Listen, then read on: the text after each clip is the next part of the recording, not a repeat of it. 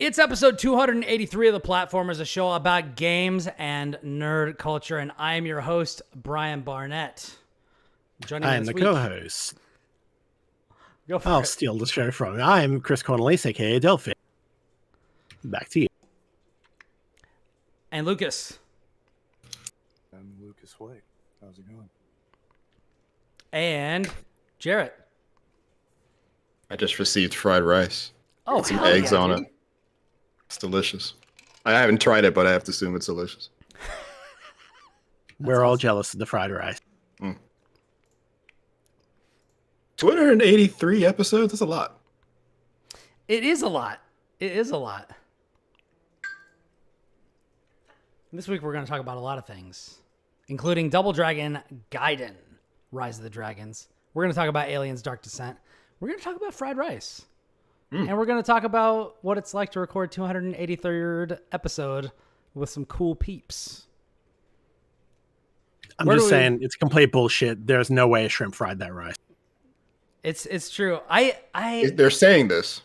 I'm so basic, but every time I see that shit, it makes me laugh.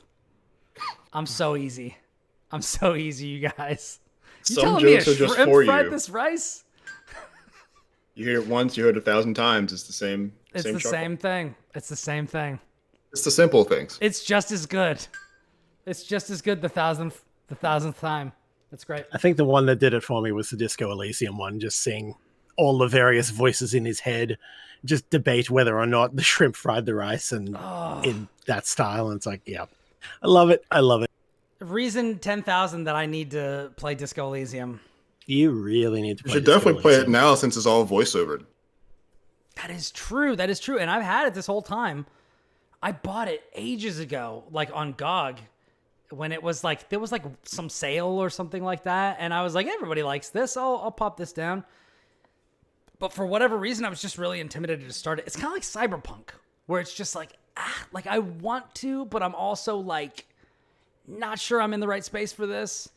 And, but, you know, now that I'm done with, God, am I done with literally everything? I think the only thing that I'm covering that I'm not done with is Final Fantasy. So yeah, very soon. Well, and now, you know, I just got Baldur's Gate. So. Brian. Baldur's You're Gate. 3 days away from You are Baldur's Gate. locked for the rest of the month. I'm not 3 days away. I got it today. So it's, Yeah. Rest in peace, all reviewers. The time is now, and I will say, for all of you out there, if you've been a long time listener to the show, you know that Baldur's Gate 2 is tied for my favorite game of all time. And so there's no way that I'm going to rush through or allow myself to be spoiled or do anything other than carefully consider Baldur's Gate 3. So my review is going to be done when it's fucking done. And that's all there is to it. But yes, I am also writing guides for that. So for that, I can't really take my time. So yeah, it's I would say like game. Cyberpunk is like, if you've ever played an open world RPG that's attempting to be Fallout 3, you're on the right track for Cyberpunk. It's not so entirely different than a game you've probably played before that you wouldn't get over intimidation pretty quickly. So controversial yet so brave. See, the funny thing is, and I feel stop me if you've heard this before. Yeah, I feel like I'm just gonna out myself here, but I have not played Fallout 3. I own it, but I have not played it. But I played Fallout 4. That was my first Fallout game that was not called Fallout Tactics or Brotherhood of Steel or whatever, which I think I played on PC back in like 2001 maybe or something. Fallout 3 came out, and then like every open world game for 10 years was doing Fallout 3, basically. So it was the Ubisoft thing before Ubisoft, basically. Kind of. It was the Bethesda Kind thing. of, yeah. Yeah. And Cyberpunk isn't like that different than that. I mean, it does a bunch of other things too, but it feels much more like that format.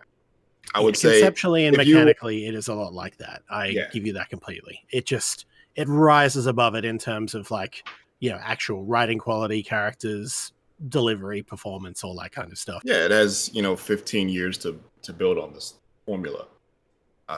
You will not have I can see where one can be intimidated by Disco Elysium because there is no game really like it. No. It takes a lot of cues from very old like Ultima age RPGs, but there's no combat. Gear is like not really the RPG sort of crunchiness is more pen and paper than anything else. And you spend a lot of time thinking, talking, and reasoning, but to yourself and the 20 different voices in your head who are all trying to pull you in different directions. Gotcha. One interaction can be an hour because all of these things are trying to interact with it as well. Yeah, so that is an intimidating thing. Yeah, the closest analog is probably something like Planescape Torment or even something like, Dreamfall or whatever. Yeah, that's that. I think Torment's a good analogy because it lives in the same place. Chris, you had to do that to me, didn't you? Knowing that I'm never going to let you down, you live that down.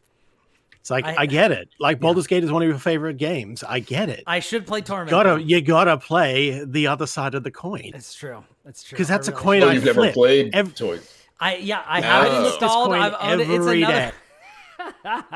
What do I like better today? Where does the coin land? Oh, I'm feeling Planescape today. Flip Baldur's Gate today. Flip Planescape. Yeah. Same that is another one. Yeah. I should probably play Torment first before I play that. Because I think for someone who is like Baldur's Gate 2 is my favorite video game ever, you should probably play it. Yeah, particularly. There's strengths and preferences for either, like pros and cons, but both are absolutely worth your time. Yeah. I will call the police if you don't. Damn it. Okay, well now I have to. All right. I mean, you don't have to. You could just fuck around and find out.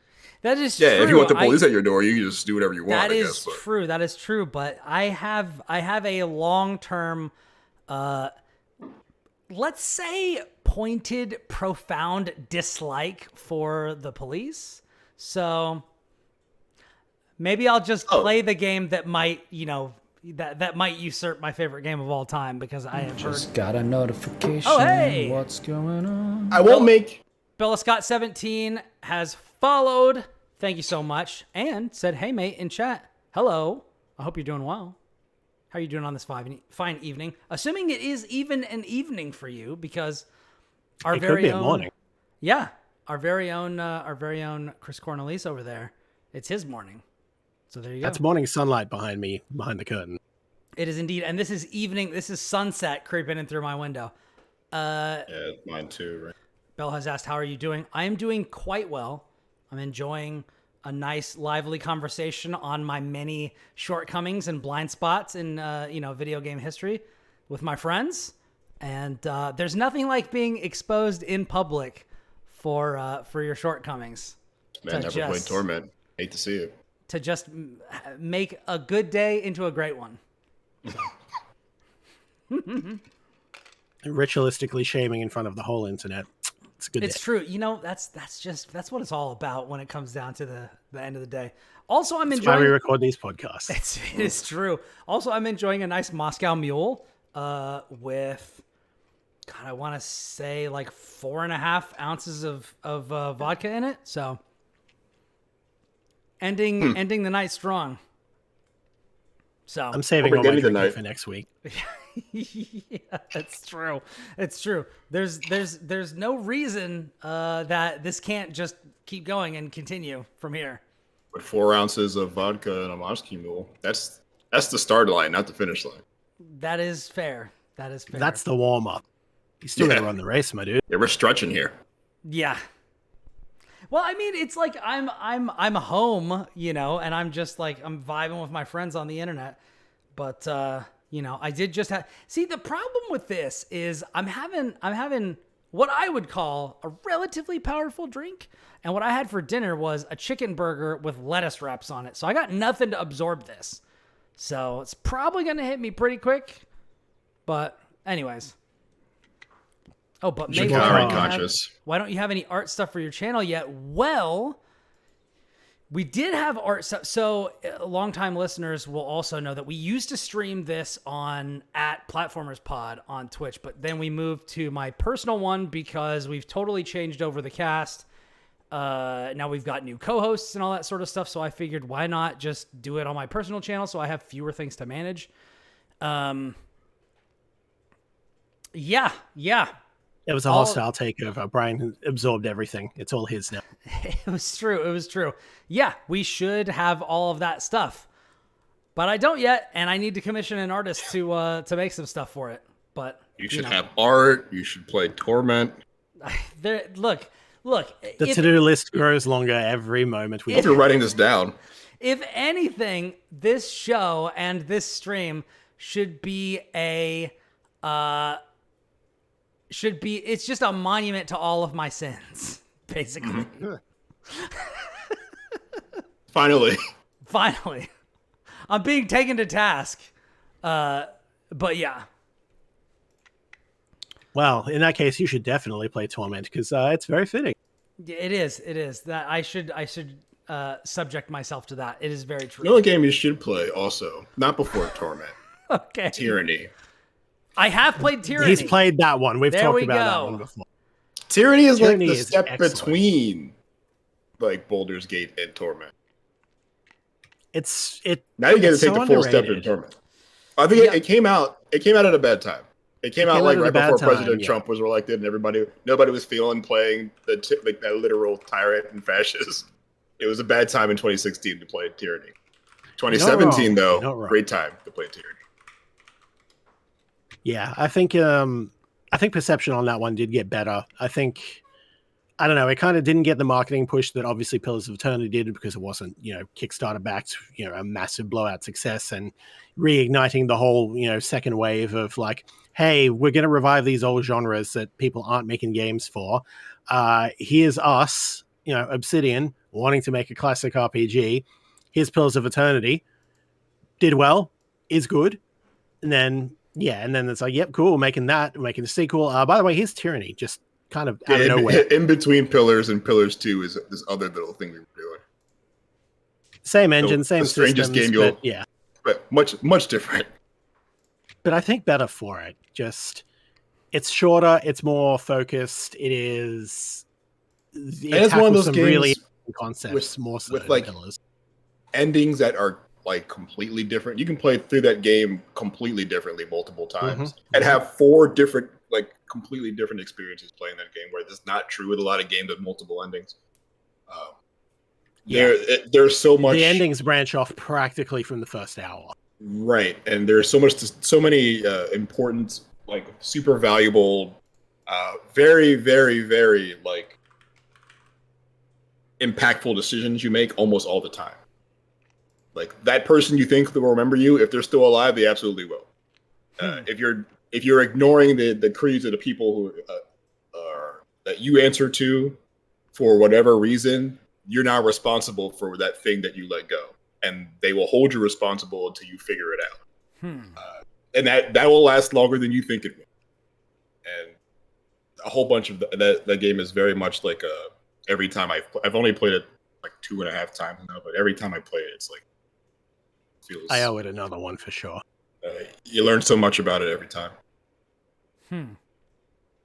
Well, if Baldur's Gate 3 wasn't this week... Yeah, if it wasn't literally... You're literally playing Baldur's Gate now. Yeah.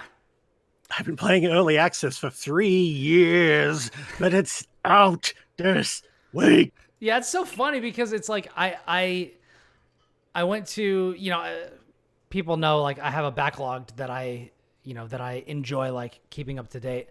And like I was like, oh, I'm starting Baldur's Gate 3 today. Let me go ahead and update this, my log dates on backlogged. And I searched for it and it said Baldur's Gate 3 parentheses 2020. And I'm like, that's not right.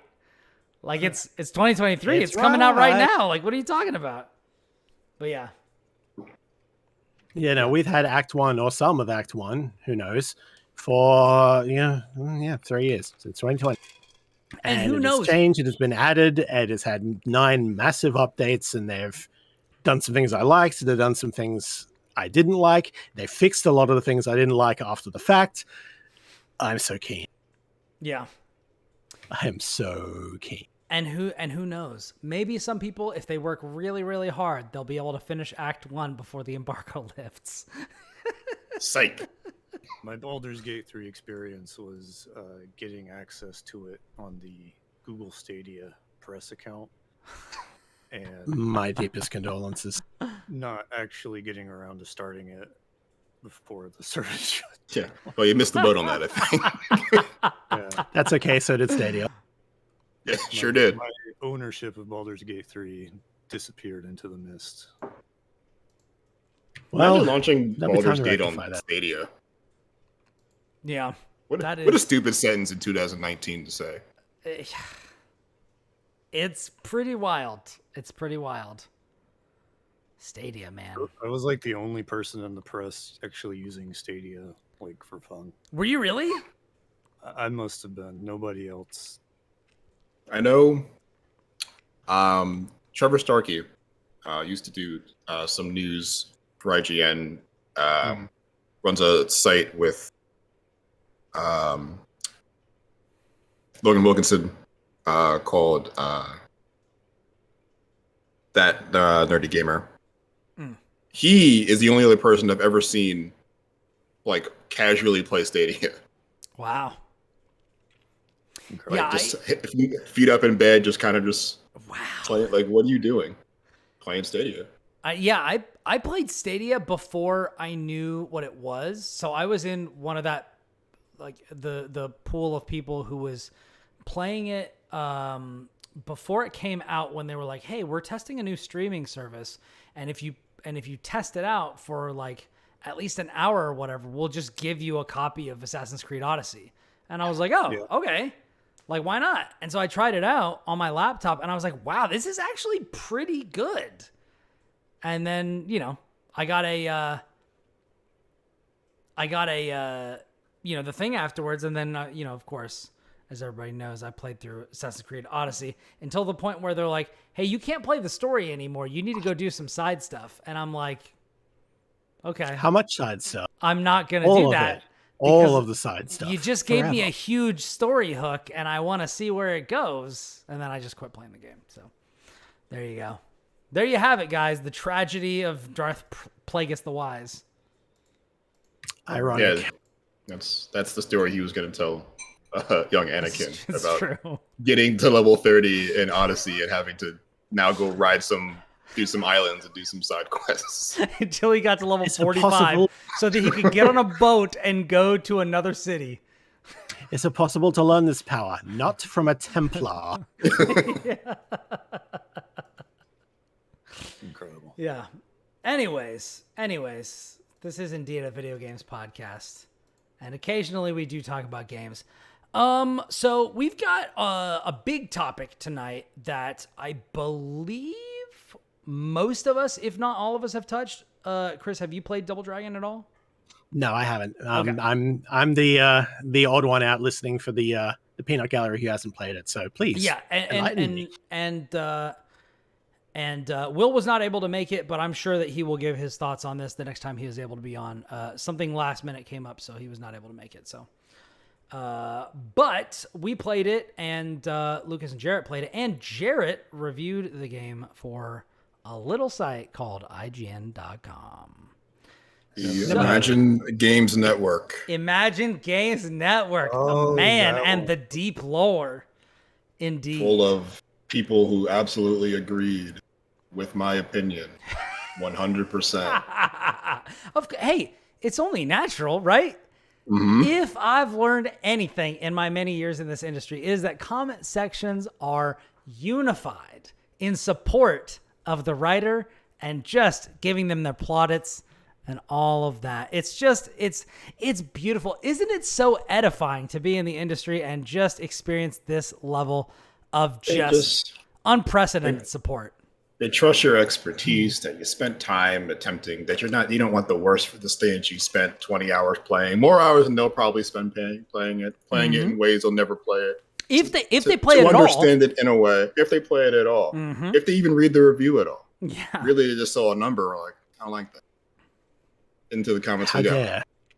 And 8.5, not high enough. not a big comment reader myself. We actually just had there was a conversation going on in a Discord that we're all a member of about this very topic. Yeah.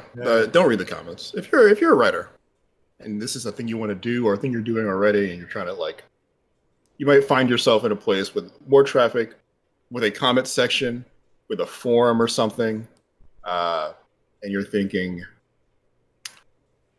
how do I, try to connect to a reader more directly after I spend a lot of time writing a thing, and you're fixing yourself to go, you know what, I'm gonna 6 hours after publishing, I'm gonna scroll down and see what they got to say. Comments. Don't do that. Do something else. Go home. Sometimes go take a shower. Take like a 10-15 minute walk to your local. I'm in the Northeast, so Wawa. Get yourself a little hoagie. Mm-hmm. Yeah. You're gonna have a way better time. Get yourself a breakfast egg sandwich. Hell yeah. Sometimes I think you're muted. I can't hear you. Feel like a scrap, And I'll go in the comments just looking for a fight because that's what my brain decided needed to happen. Not a great idea, but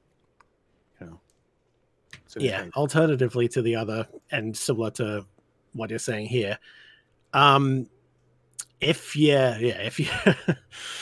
ready for it and you find it utterly hilarious to see the horrible takes or the most cringy dumb comments, I frame that shit. I print that shit out and frame it and put it on my wall if I could. Some of those comments are so hilarious I can quote them, bad punctuation and all, and it warms my heart. Doesn't some are okay. Too much, thankfully. Some are okay. I broke my own rule with the last review I did at IGN for AEW Fight Forever, a wrestling video game, the first non-WWE wrestling video game for a company that isn't the WWE and since the TNA game, maybe basically, yeah, in 2008 or whatever. And being a long-time member of the internet wrestling community, I feel a pull towards negativity when it comes to wrestling specific. So I couldn't completely avoid the siren song of seeing what kind of toxic nonsense is going to go on in the comments. And I was right every time. It's an important part of the wrestling experience. Yeah, you can't play a wrestling game or watch a wrestling on TV or pay a little money to see it live, but out then seeing what everybody else thinks about you. So, because that's the real experience. That was fun. And a great reminder to myself to never do that again. Yeah. It's brutal. When I first got brought on to at Nintendo, we didn't really have a very robust comment section, but when Andrew Goldfarb and Jonathan Dornbush brought me on to the news section at IGN, Dornbush was like, "Don't read the comments. Just don't do it."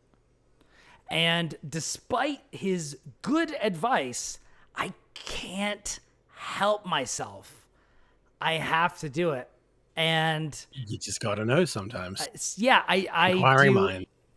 I think that this is maybe a personal problem because I really do want to be liked.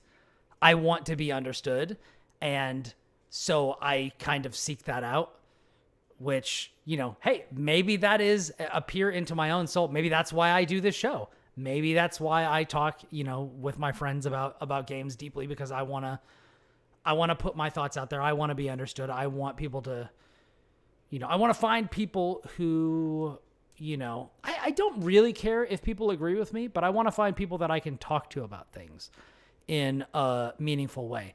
And one thing I will say is that comments are not the best place to go for meaningful discourse. No, I've had some, but typically no. Yeah, typically not. One thing I will say is when I wrote the DNF Duel character tier list for GameSpot, I did have an interesting conversation with the one person who commented and critiqued my list and was like, yo, how could you put Crusader number 1? Swiftmaster is obviously super busted. And I was like, yo, Crusader literally has an infinite right now. Like, what are you talking about?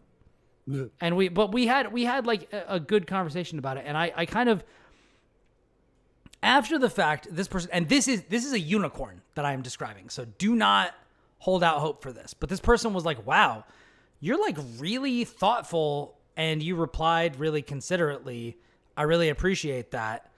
I definitely understand what you said and why you said it. And that's a unicorn, all right. I hope you get to write a lot more because I think that you are like a great journalist. I literally have that picture saved, like of that comment, because like nobody does that. You know? Yeah. I've got a couple of that like that as well. It's like I saved the unicorns and I saved the really good hate mail. So I don't get hate mail. No one DMs me. No one sends me emails. Crazy. Likewise. Yeah, well, I don't get those anymore. But that, like what I mean is just some of the comments that are just the comments are usually targeting ridiculous. at me. I'm like that's the closest I'm going to get to hate mail. Hopefully, Yeah. Maybe knock on wood. And like Twitter mentions, but like those are easy. I don't know. Is that I don't write these reviews to be in conversation. Sure. Yeah. The review is the conversation. Sure. Yeah. If you don't like it, then you are free to say you don't. But I can't be expected that because I wrote a thing that was going to be published, publicly, that I then now owe someone an explanation about the thing, or everyone who wants an explanation about the thing. If you want, sure. If you want to be in conversation, why don't you write a review? Yeah. Then I'll read that. and to be super clear, I'm not saying that any review writer or any critic owes the consumer of that criticism a conversation or a response or anything like that. I'm just saying that's what I like to do. I'm not saying I don't want to treat the person who reads a review, consumers or whoever, readers, like they're like pariahs that I can't be bothered to mingle with either, because that's not true. It's just I know if I'm going to take just odds that a random username on Twitter, on the comment section in a Twitch stream, I don't know you.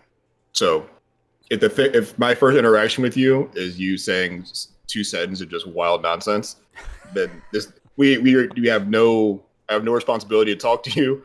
We have nothing to talk about, and you lost your shot. If that was what you wanted, you lost it. Eminem once said, if you had one shot, would you start with a slip? high, maybe. Hey, nice review. I read this. I don't agree. Great, perfect, great start. Yeah. I read this. I really promise like you what you said the about publisher or this. developer did not pay me. They did not pay IGN to pay me. I've never received a check directly from a publisher to give them a score. They don't want me to do that either. They don't care. Yeah. Ironically, I would like them to. They should pay me. Yeah. If you're a developer or publisher listening, I am for sale. Pay me money. I will give your game a 10. I will write 2,000 words about how great it is. But same. You need to show up with that, I will write. Right. I will write at the very start. By the way, I am paid for this review. This is a thing. This is this is hashtag. I'm putting all this in. Yeah. And then we go from there. But I'm open to suggestions and doing so. Journalists have bills too, guys. All right. Listen, and nobody's going to read the actual review or the ad. They're just going to look at the score and go, "Holy shit! Why would you give it 10 to that?" No one cares. Don't you see the 77 times in the margins of this piece that I put ad and promoted over here? Like, come on, guys, pay attention. Catch up. It's me playing your game with a smile on my face in the side border. They've got you. You're the. I can do it. Was her name Karen? The person who was on the roof in the Switch ad, in the first Switch ad, she showed up to the party. I forget what her name was. I think we all called her Karen. I don't know if she was actually Karen. Okay. We just casted her as Karen.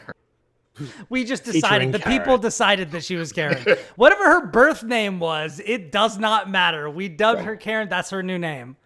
But yeah, like Jarrett's just out there like, That can be me. Like what is it? The Jeep scene in Zoolander, where they're just like happy and. Right, I will have a gasoline fight over your game if the check is right, for sure.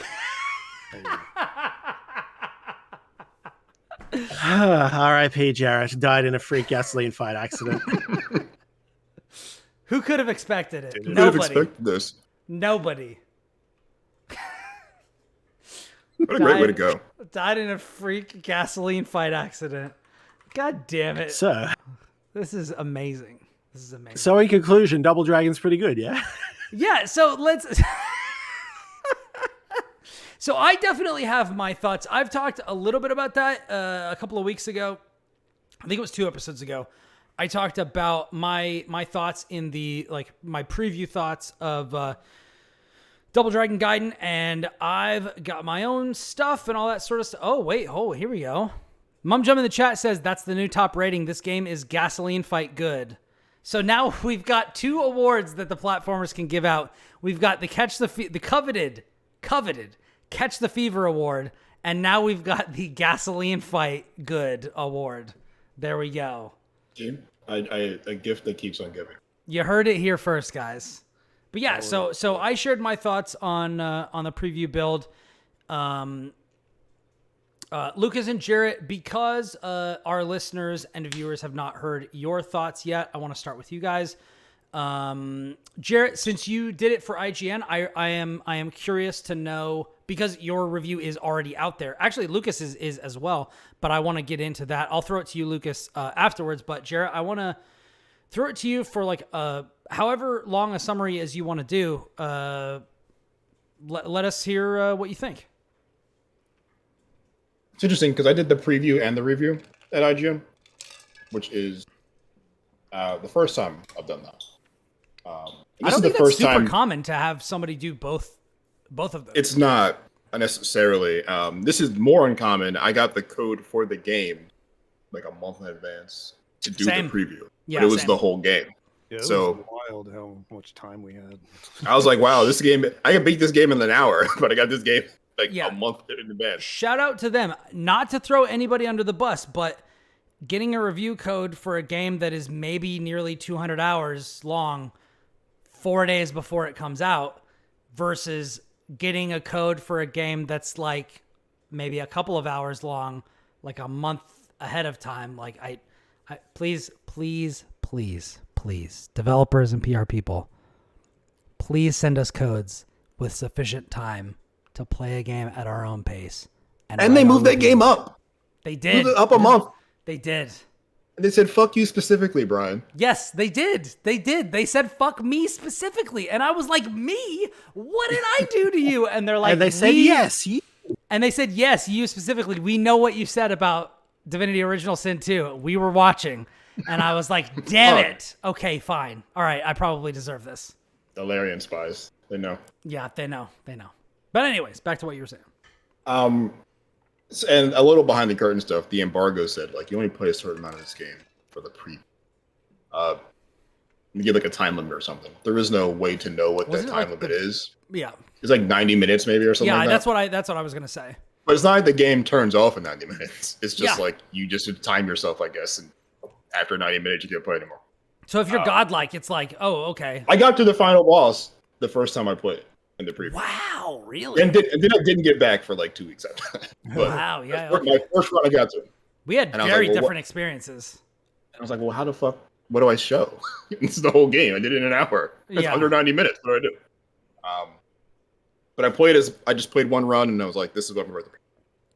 Which was an interesting thing to do because it's a lot of me speculating about a thing that's right there and answer the questions that I'm going to ask about this game. Or I'm giving this game some space to surprise me, or giving this game the benefits of some doubts, even though I could just answer these questions right now by playing again.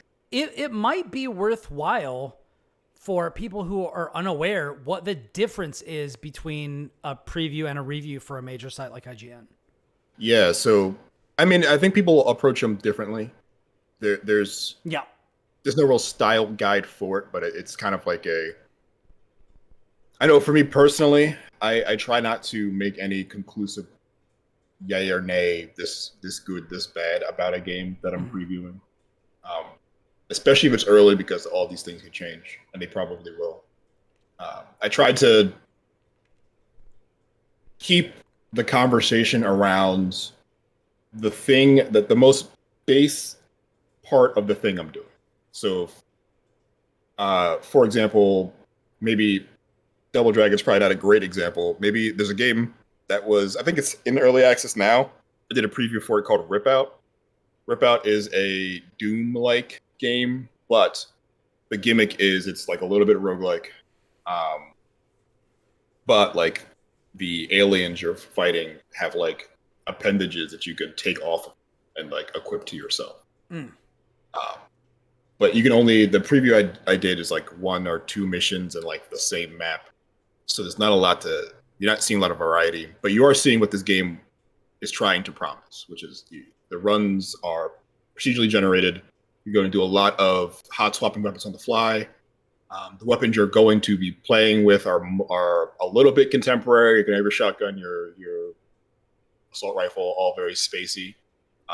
But they're going to try to subvert that in other ways. Like the monster arm, you're going to, not a lot of ammo, so you're going to have to adapt to the weapons you'll find. You're not going to find a whole lot of shoot gun weapons. You might find a whole lot of pieces of other aliens that become part of your weapons. So kind of Halo in that way, where it's just like, yeah, right. You're not going to always have ammo for the gun you want, but there's going to be something around that you can use. Right. So I can't speak to the variety of the guns. I can't really speak to how dynamic your missions are going to be, because I'm only playing one.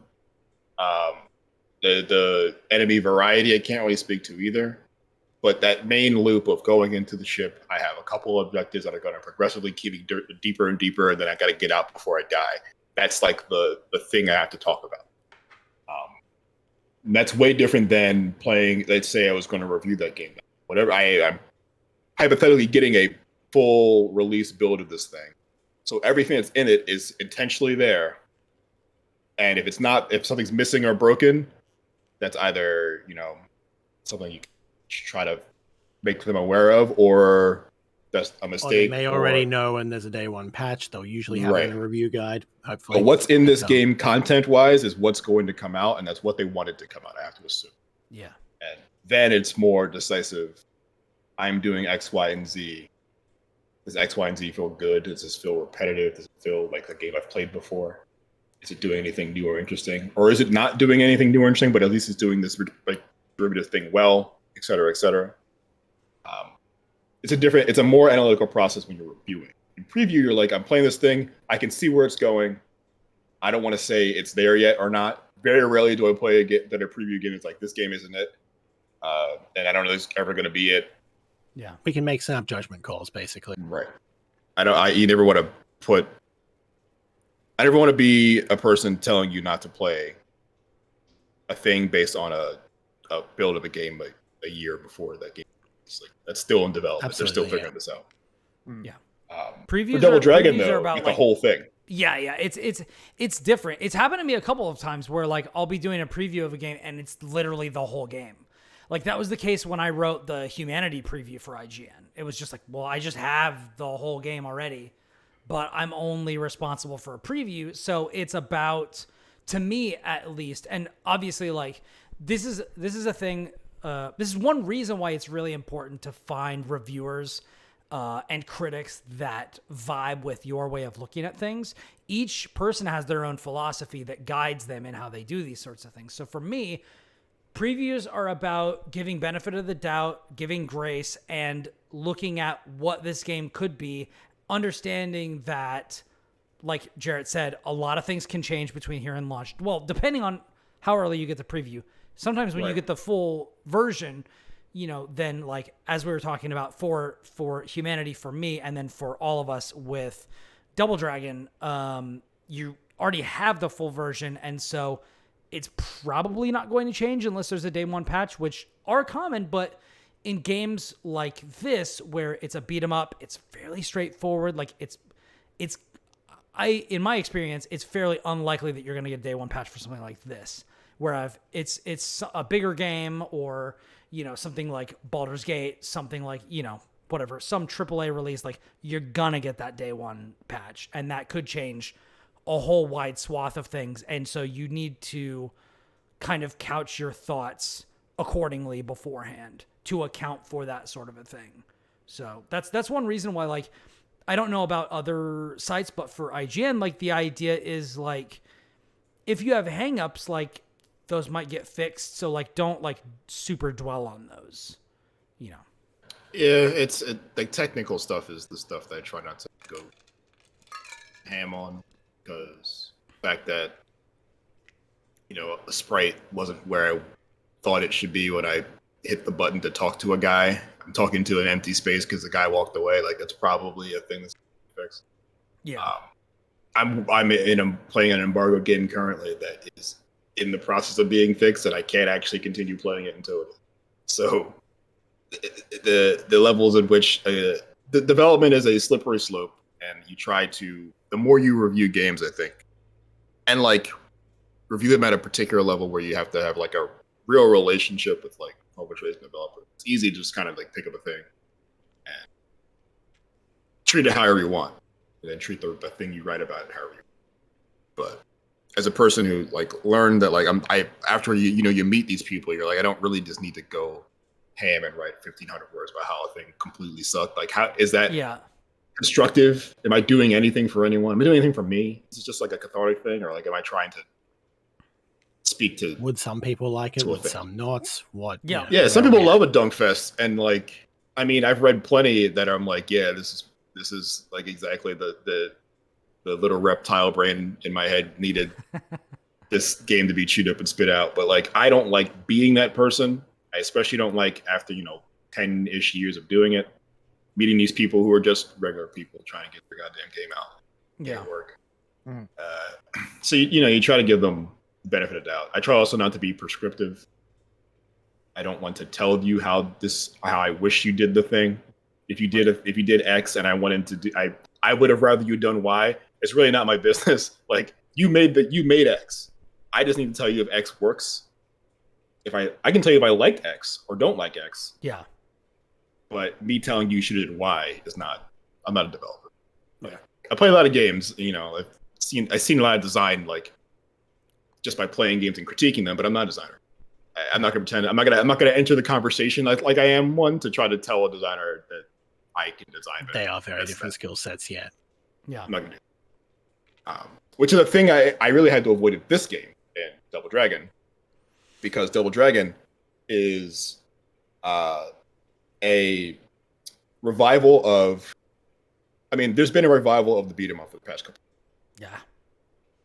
There's been like a few. It's like been a up and down thing. Yeah, I feel like I think since 2019 maybe we've been like, the beat 'em ups have been coming back. You know what's crazy? They have. I think we've covered I think I have covered literally every single one of them for the show.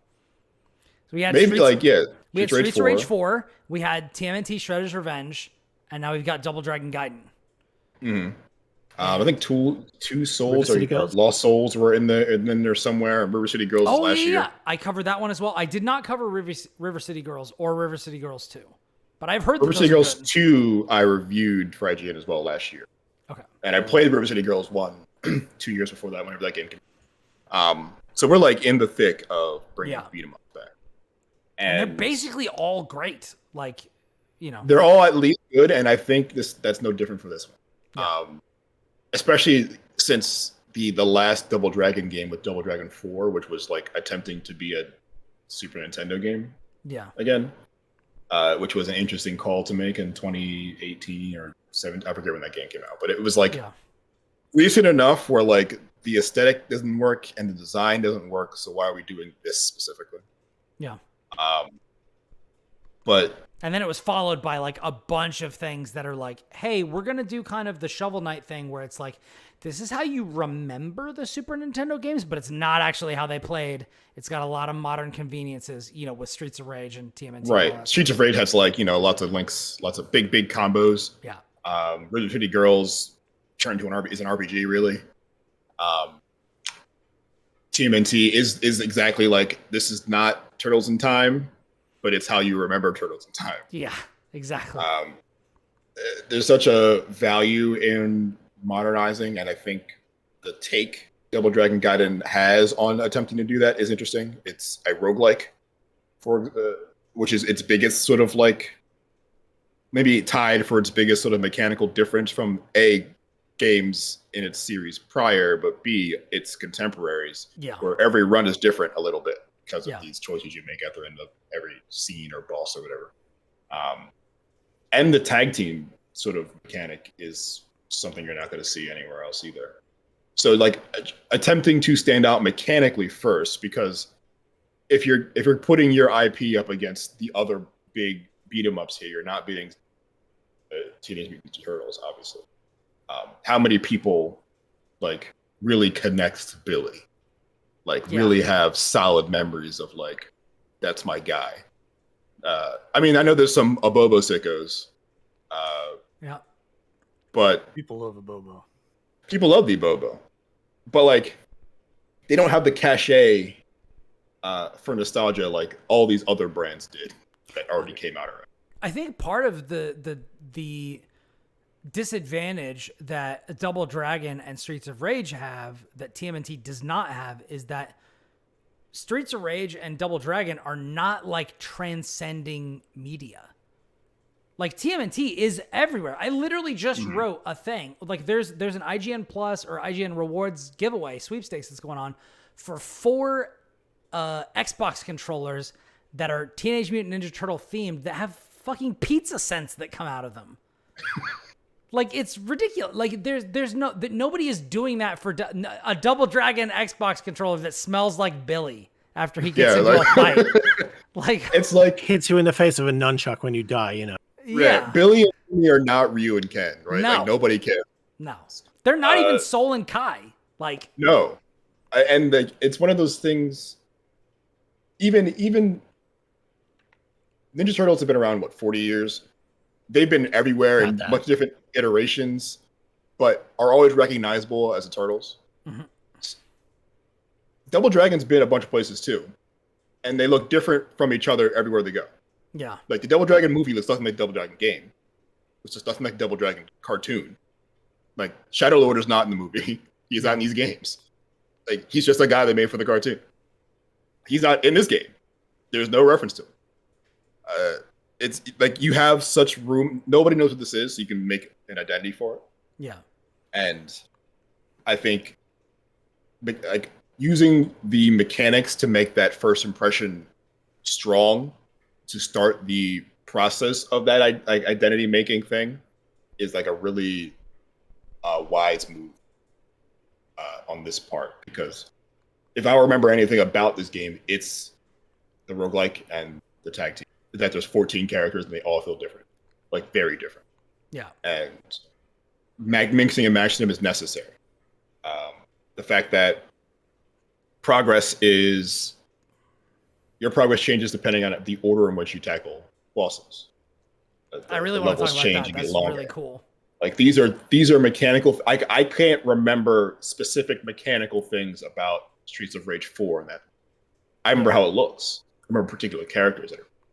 But I don't remember playing that game as like I will punch my way through this game. There's nothing else to think about here. River City Girls is a bit more dynamic than that. And Ninja Turtles isn't really either. It's just like I will punch everyone on my way to the end of this game as Turtles. Like that's the dip. Like what color is your headband? That's the main. Yeah, that is the mechanic. I have the bow staff, so I can attack the boss from here while nobody else can. Right, Raph's just gonna die again because he has to get super close, and it's not gonna work for him. Yeah, I think. Like knowing, I mean, being self-aware that like no one knows really this. The people who know, but like that's not a lot of people. So try to figure out another way to stand out, and this is like the strongest way to do so, and then that is like the smartest way to do so. This is what this game should be going forward, in my opinion.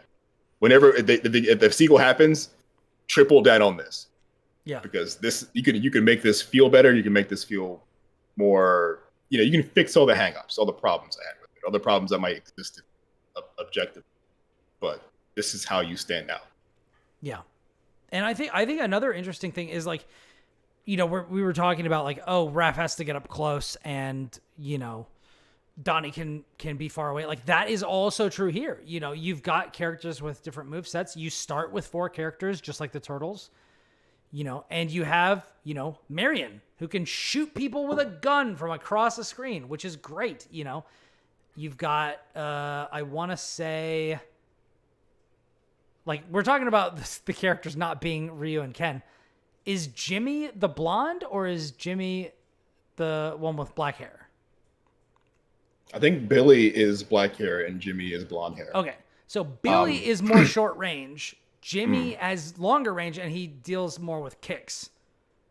Whereas the other one deals with punches. And then there's Uncle Martin, who is is it Uncle Martin? It's Mateen. Mateen. Okay. He's like a grappler. And then Marion has a gun and a rocket launcher. And like a mine and like a whip, like she's out here. Let me tell you, dear listeners, I abused that rocket launcher, man. That is the best multi-kill thing, like not counting like unlockable characters. That is the best multi-kill thing in the game. And the Kinoki are this extended universe that has now crossed like 50 games. Like this new need to reinterpret Marion multiple ways is hilarious. Like Marion should be Batman. There should be a Marion verse. Like River City Girls 2 Marion is very good and should exist, but also Marion with that fang on her should also exist. And there's no reason they couldn't exist together. Tag team with yourself. There you go. Way Forward's Marion is just too perfect, though. What's that? And like these characters, she's incredible. It's like, and I don't know if she's like objectively like high tier, but it's the first time you play her, like this is ridiculous. And all of these characters are, besides like the buttons they press, all interact with the world different. Like not everybody can pick up like the jars or the slot machines or the tables off the ground.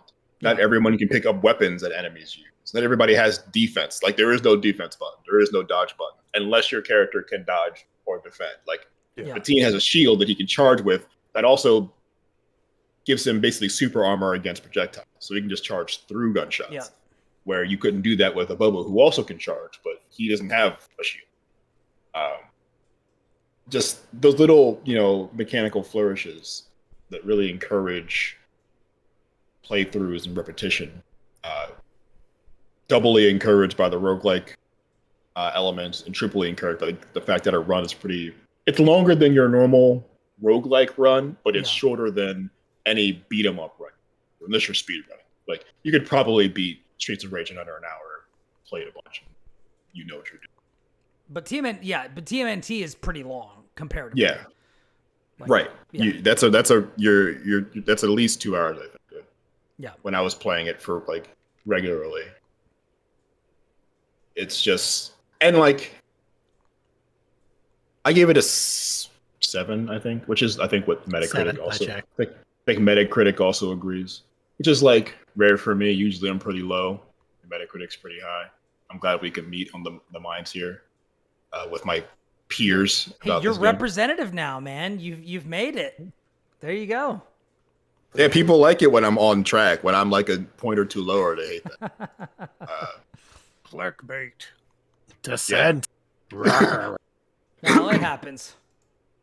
But yeah, I was very I don't love everything about it, but I think it is memorable in a way that makes me feel confident that it stands out amongst its peers. For sure. Yeah. Lucas, you also reviewed this game. I did. So I want to hear what you think about it. And I think, I don't know, maybe, so we've talked about a few of the ways in which it differentiates itself. And I talked about a few of the ways in a previous episode for my preview as well. But I just want to refresh the listeners in case they did not check that other episode. One other way in which it differentiates itself from other brawlers, which I appreciated, was the multi-kill mechanic.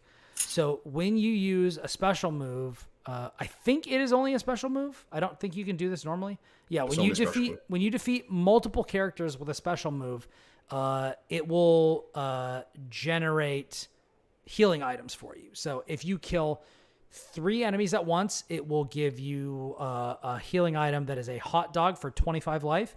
If you defeat 4 enemies at once, it'll give you a hamburger that is 50 life, which is roughly half. And if you kill 5 enemies at the same time, it'll give you a turkey, which is 100 life, which is pretty much not for, I don't think this is for every character, but for most characters, I think that just fully fills your whole life up. It's 100 technically. Most characters only have 100, but you can boost their HP higher with the buffs or whatever. Oh yeah, with the level. Yeah. That's another thing.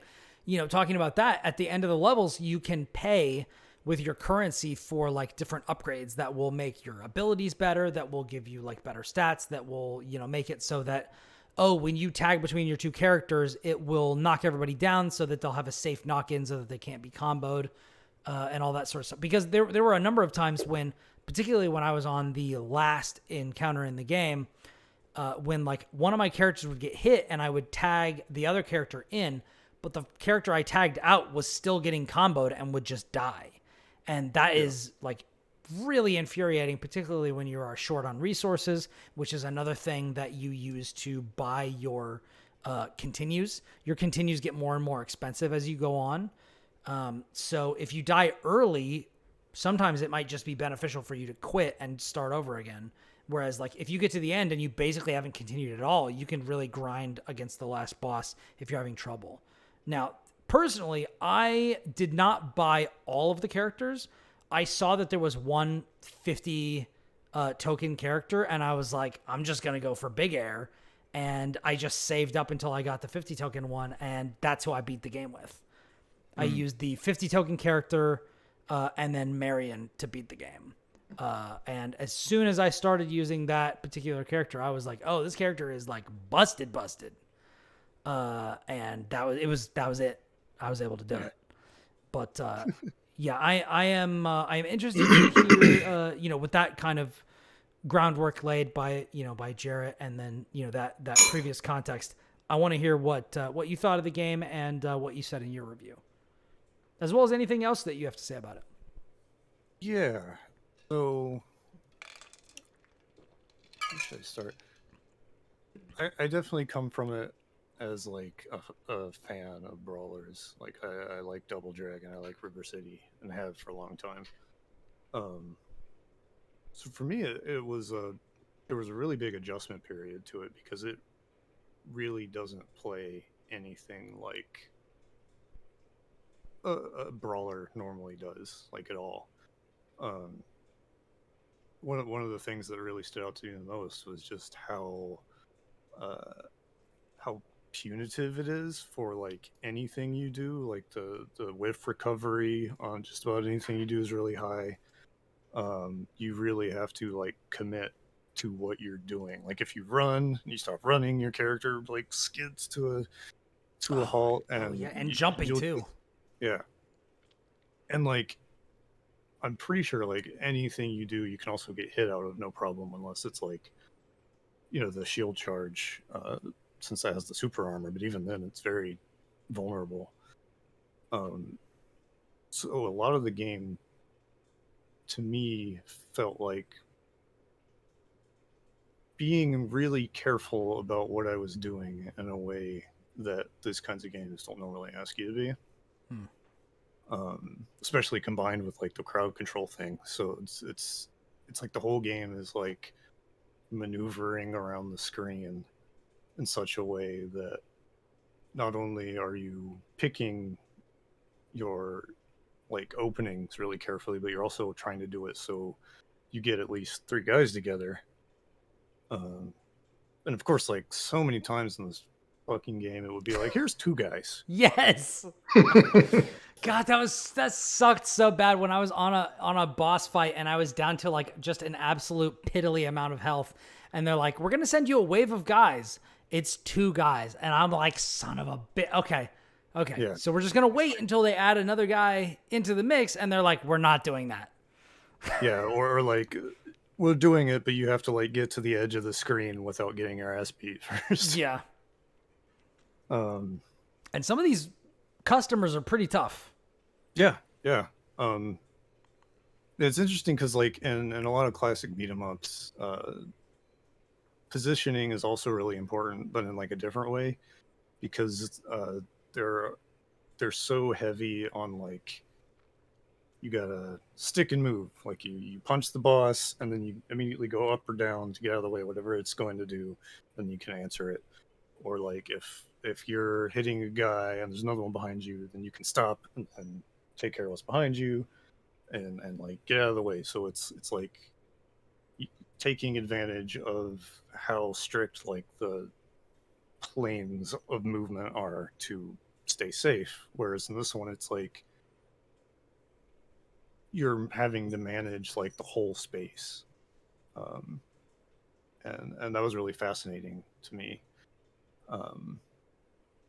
Especially because like we've seen roguelike stuff and brawlers before. Like the Streets of Rage 4 DLC did something similar, but it was like way more procedural. It was like generating the levels and it was throwing in different traps and things, and it was sort of like get used to whatever garbage is dumped in front of you. Whereas this one is more about like consistency and smart play and whatnot. So a lot of it was me just like wrapping my head around it for a while. And then I think I like kind of came to understand it and was like really interested in it, especially because like what you guys were talking about, like the levels changing. But then I felt like I was like getting it and enjoying it, and then there was a point where it like kind of peaked, and then the more I played, like the less fun I started to have. Because I think that like slower pace really works against it in a lot of ways. Because it's so focused on that core gameplay. I think it kind of like forgets to kind of play around with itself like a lot of roguelikes do. So like the levels do change, but not much. And then what you're doing in the moment like never changes unless your characters are different. So when you're playing a brawler and it's slow but also punishing, it's sort of like for me had this effect where it just started to like I felt that pace more and more and more. I was just kind of like like going through the first half of the game, and just like, even though, you know, at this point I've played a few times, so like I know what the different sections of the levels are, and then like you get to like the end of the third stage and to the final stage, and then like you just like get your ass beat in like 10 seconds if you. That's how, Lucas, that's how you get your ass beat, like that? Oh yeah, just like just a real pounding like that. That's how I got my ass beat. It's more like this, like because you get and like to death. That is fifth true. world is just a bunch of dudes in black just come out. Yeah. The ninja guys with like double weapons, and they just fucking combo you and smash you against the walls. Two dudes with sledgehammers just jump from either side. Oh my god, the sledgehammer you. guys, do not get me started on that. And it's like, here's all the bosses at once, and they can just do whatever they want. And they will. Yeah. They will. Hope you like getting mixed. That's happening. They absolutely will. You've got a super meter. That's cute. We don't have one. You know what's we just need this forever. You know what's crazy is when you'll get, one of the most frustrating things is that it doesn't matter how much you're comboing somebody. They'll just be like, nope, you're not. And now I'm going to do my thing, and none of the stuff that you're doing matters. And that's the big difference between this and like other beat 'em ups where there's no hit stun really at all. Yeah. Unless you're using specials. Yeah. Like your normal attacks are not stopping these dudes. Yeah. And that like not having the ability to stagger people can be a real problem, which it works on basic enemies, but when you get to bosses, it's like, ugh, it's rough. And so particularly like when we had the rooftop fight against the woman who had the sword who was summoning like cyclones and stuff like that, it's just like, God damn, like, can I get a fucking hit in before you dodge out of the way and counter with the cyclone attack? Like, Jesus Christ. I stopped. I can't. You can't fight her last. I don't fight her last. No. Because and the worst part level is 4 her is ridiculous. The vertical movement thing like doesn't work in that game unless you really get out of the way. Like I'll be like, oh, I see this is coming, and I'll just go up because that's what my brain tells me to do because I'm playing Double Dragon, and I get hit anyway. Jesus. They suck you into that stuff. I mean, this has been a thing in Streets of Rage 4. This has been a thing in TMNT. This has been a thing in Brawlers since time immemorial. It's all about the vertical axis. Like, you're gonna approach people left to right always when you're trying to attack, but the way that you dodge isn't by backing up. It's by moving up or down. But the problem is that a lot of the special attacks from enemies have like vertical hitboxes. So even if you try to dodge like vertically, like by going up or down, it's still going to pull you back in. And that doesn't seem to be the case when I'm the one doing it, which gets into a real problem where it's like, wait a second. Like, now there are exceptions to that. Like, for example, when I'm using the 50 token character, which is, I think, officially listed as ? Yeah.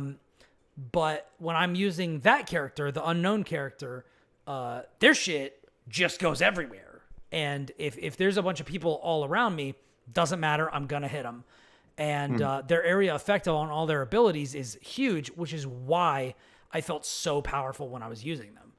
It's just like, wow, like I don't have to worry about it. I have this huge ability that like attacks with lightning on all sides in this huge circle. You know, or I'll be able to shoot like a huge energy blast like Sagat from Street Fighter, you know, just across the way and just plow into everybody. Like, it's, you know, but with like the base, you know, cast, that's not the case. You know, when you do your Billy, his fist is like that long. Right. Yeah. And his little sprays. His DP like 1-inch punch. Yeah, his DP is very short. You know, with I think it's Jimmy. Jimmy is the blonde one. Yeah. So his like cyclone kick is great for catching people like that. But if you're doing like his lunging like dragon kick, it doesn't hit anybody. Like, you know, and even if they're like right in front of you, but they're like just a fraction of an inch too far, it's not going to hit them. So it can be really aggravating when you're getting clipped by a bunch of, you know, boss abilities and stuff like that, but you're not able to do the same thing. And even if you do land a special ability, it's not going to stop them from just counterattacking while you're mid animation and just hit you for like half your health and then jump you into some other guys that are going to kill you.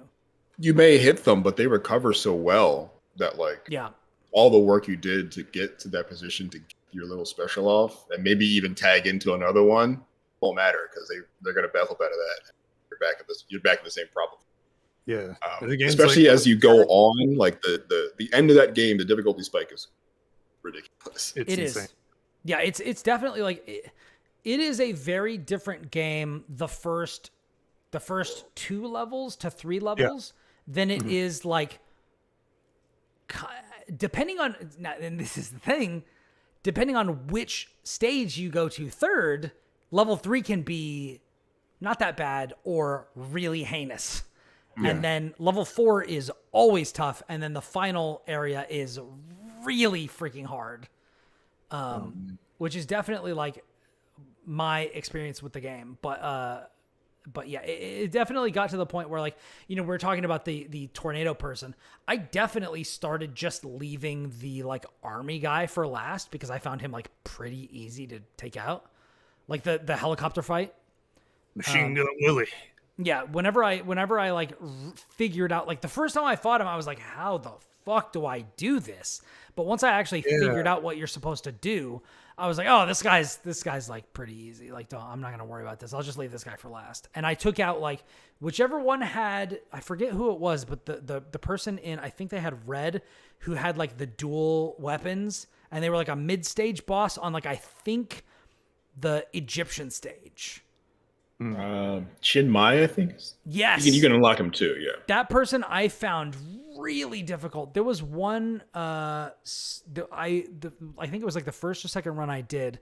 I left them for like the mid boss on like either the last stage I did or the second to last one. And I fought them with somebody else. And I was like, this is impossible. Like, I don't understand how you're supposed to do this.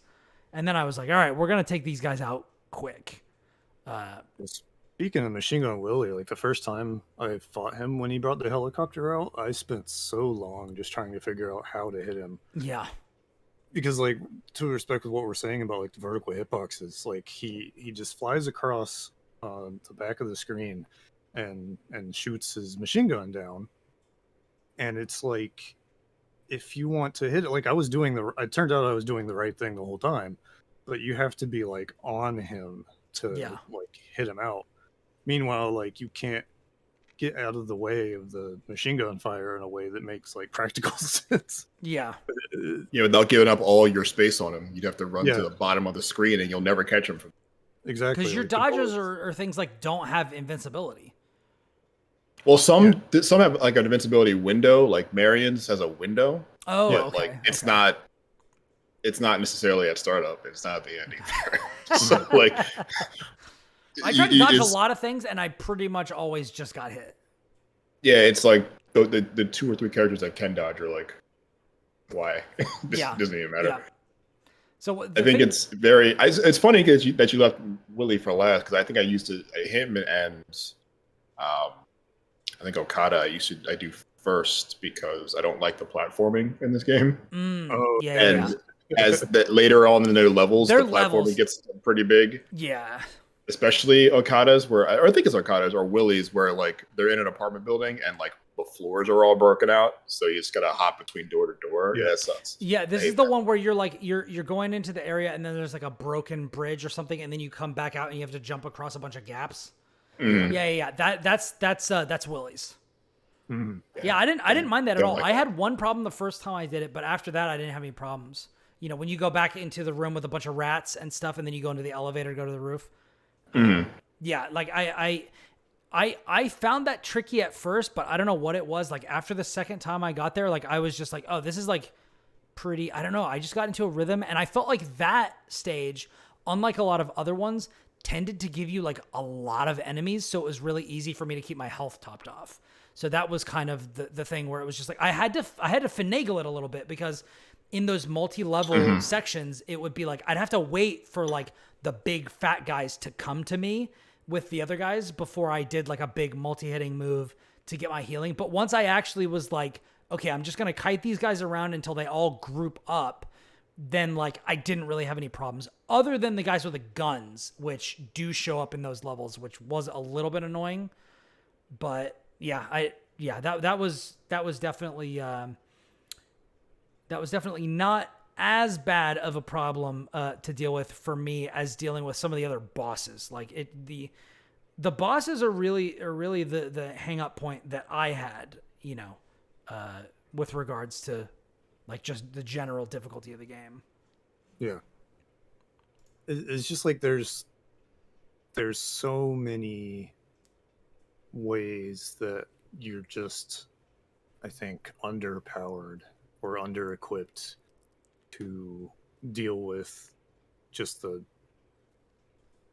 feels like just like the basic combat scenarios. It just feels really lopsided, I guess is the best way to put it. It's like you have to overcome so much for so little in return. So little. Like I think that was, and I wish I maybe reworded it a little bit, but like you do all this, play this hard game, difficulty spikes crazy.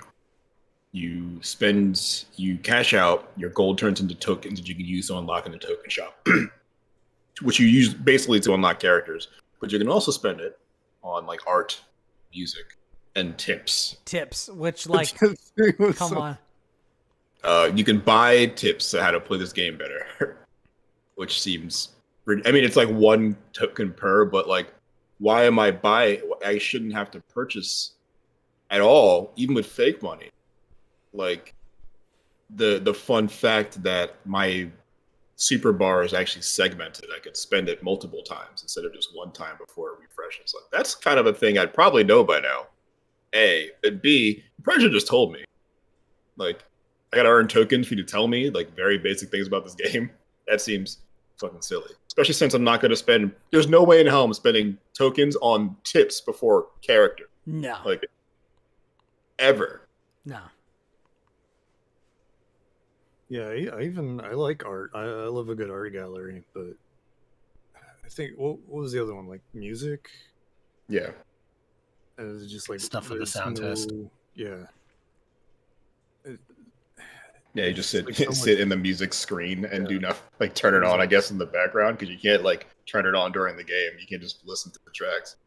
It's so weird. It's like the replay incentive part, I think, just really gets fumbled. I don't know, like I feel like if you were doing more than just like making your stats go up when you're picking upgrades, that maybe a lot of that could have been alleviated. But at the same time, it's Double Dragon, so like what can you do? What can you do? And that's part of it, like because a lot of the little buffs you get between stages like aren't very interesting. Yeah, like at all. It's like more health, more meter, faster meter, or like if one of your partners are knocked out, then you get a strength buff or whatever. Like these things that don't feel very impactful at all. So you don't even know how to like stack them to make a gameplay effect. So instead, you just kind of pick the things you definitely know will work, like have more health or run faster or something like that. It's, yeah. I definitely a wasted space though. My go-tos were like more damage or less consumption of meter for like my most used abilities. That was kind of what I went for. Usually I would like whatever the first ability buff I got is like the ability I will now use. And like that's the thing I will combo in.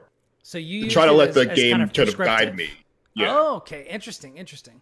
I definitely waited for the opportunity to lean into what I liked, but I think your way probably would have kind of steered me towards like embracing the roguelike nature of the game more than I actually did. I think what I wanted to do is try to play it like I would play any other roguelike. Like see the buffs as they come and try to like build, especially if you pick stuff in modern roguelikes, the more you pick particular things, the more the game then kind of pushes you to pick more things like it. That's not really the case here. Like you can't really like edge yourself into builds necessarily. Yeah, it's kind of, it all feels random all the time, which is unfortunate. But again, this is one of those things where this Double Dragon Gaiden 2, like these are things you learn to do a little better. Yeah, I do think that we could potentially have a, maybe not, Street Fighter to Street Fighter 2 glow up, but, maybe something significant, because I don't think that there are a lot of points of aggravation with this game. I think it's just a little stuff that could get smoothed out. And honestly, like a lot of this stuff some of this stuff could be taken care of in like a balance patch or something like that, where they like eased up on the health of enemies, on like stages 4 and 5 or something like that. Like you could do something like that, but a lot of that could also be addressed with character selection or just balance or just tweaking mechanics in a sequel. And I'm excited to see it. Like this is one thing that I actually the developers of Double Dragon commented on the YouTube video episode of the show. I think it was 2 episodes ago when I did the preview, and they were talking about how we had obviously compared it to other beat 'em ups, and they had commented that their development team is actually really small. Mm-hmm. And I think that speaks a lot to their spirit and their talent, because this doesn't necessarily feel like it's operating on a different tier than those other beat 'em ups. I don't think. Because I think that, you know, like we've talked about previously, they have cleverly differentiated themselves with a couple of key differences that none of these other games have. So I think that kind of carves out a little space for them, because like there's not that many people making beat 'em ups. You know, even with the couple that we've had in the few recent years, like each of them has their own flavor. One is classic Sega. One is just like general nostalgia with the Turtles, you know. And then River City Girls are like, you know, new entries, adding a new thing to a formula that we all love. And then Double Dragon is like, hey, what if we brought back this thing that you love and enjoyed, but we just did something different with it? And I really appreciate that. One other thing I think would be great with a potential sequel is online multiplayer, because right now it's only multiplayer locally, which I think is a big miss, which, you know, I understand the team is small. Like that is tackling online like infrastructure is difficult. And I'm not just saying that's trivial, but I think that having that sort of a thing is great for how we operate kind of as a society now, you know? Yeah. A lot of us here play fighting games. Just got a notification. Oh, there we go. We got another on? notification. Captain Deathwish TV has followed us. Thank you so much. Welcome to the chat. In recent years, it has been a much bigger thing since the pandemic and everything to have rollback netcode in fighting games. And there have been a couple of games that have released without it, and it really kind of hamstrings them on how big they can become, because a lot of these communities are found online, and being able to have that sort of a thing. And granted, fighting games, as niche as they are still bigger than brawlers, I think. Oh yeah, for sure. But at the same time, like it is really easy, you know, with a game like, you know, Dotemu put out TMNT Shredder's Revenge. It's really easy to just kind of hop in, hop out with multiplayer. And I think that would be really awesome with Double Dragon, particularly because of how differently it does things. I think that could be really fun. You know, even if you didn't do simultaneous multiplayer, even if you did do kind of the tag out, you know, sort of a thing. You know, now it came out recently that Project L is going to have like 4-player multiplayer where you have tag team partners and you can tag to each other. And, you know, obviously fighting games and are any different, combination thereof. So somebody could be playing 2 characters and one could be one character on of the 2. Yeah, exactly. But I think that is a really cool thing that I would have loved to be able to do, because I know, you know, when all of us are covering this game beforehand, like it would be really cool to jump in and fight together. But yeah, Definitely. I don't know. I get it. They're small. They can't do everything. This feels like a huge mess. yeah. Like, I can't imagine releasing a brawler beat 'em up. They can't play online multiplayer, but all the other ones can. Yeah. And I can't imagine. Just got a notification. It's like I couldn't imagine releasing a fighting game today that I couldn't play online. Like, for a fighting game, it'd be a death sentence. For a brawler, it's probably not. Yeah. But it's like these games have always been multiplayer games. Yeah. And the nature of multiplayer has changed in such a way so long ago that it feels weird when you have kind of missed such a big feature. Catch Co-op these days is like a box feature bonus as opposed to what you do, kind of. Right, yeah. This isn't 2007 or 8. Like, you have to be online now. I can't see any other way. And I think if this game, if this game's legs were short for any one reason, it's this. Yeah. The best you're gonna get multiplayer wise, outside of you kind of unlock, like you play 10 hours of this game, you probably unlock all the characters anyway. If you really want the art, you play some more, but like it's really the incentive now for you is that you just want to play this game differently. Yeah. All the time. Because otherwise, what else is there except multiplayer? And then unless you have people in your house, you can get them to your house to play with this game all the time. Like the reason I played Streets of Rage 4 as long as I did is because I could drop in multiplayer. Yeah. I was not interested in beating that game 30 times by myself. Yeah. But it's a I fun can't time imagine. when you're just throwing down with friends. Right. And then they added, we're talking about, roguelike stuff. We're talking about playing the game in a different format. Then they added the Mr. X Nightmare DLC, and it's like, okay, now I can just go in and just go ham, and I'm not even playing it stage based anymore. Right. There's that replayable incentive, single player incentive now. You're playing a bunch of systems now, and not like the game as it was laid out by some designer. You're playing chance, you're playing mechanics, like the same reason people play any roguelike. And like this game has already started in that direction, but I don't think the roguelike mechanics are so compelling. Because the levels are the same. If the levels were different, then maybe. Yeah. But until that they've only half stepped into the roguelike. Yeah. But it's I think I would probably rather see a sequel than DLC because I can't imagine DLC is going to change this game dramatically. Yeah, probably.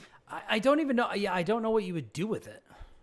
Right, like besides more characters and like another stage maybe, but like yeah, I think you could save all that for a sequel. But, yeah, I would agree with that. Of course, sales might determine that too. Like I don't know how this game's sold. I have no idea.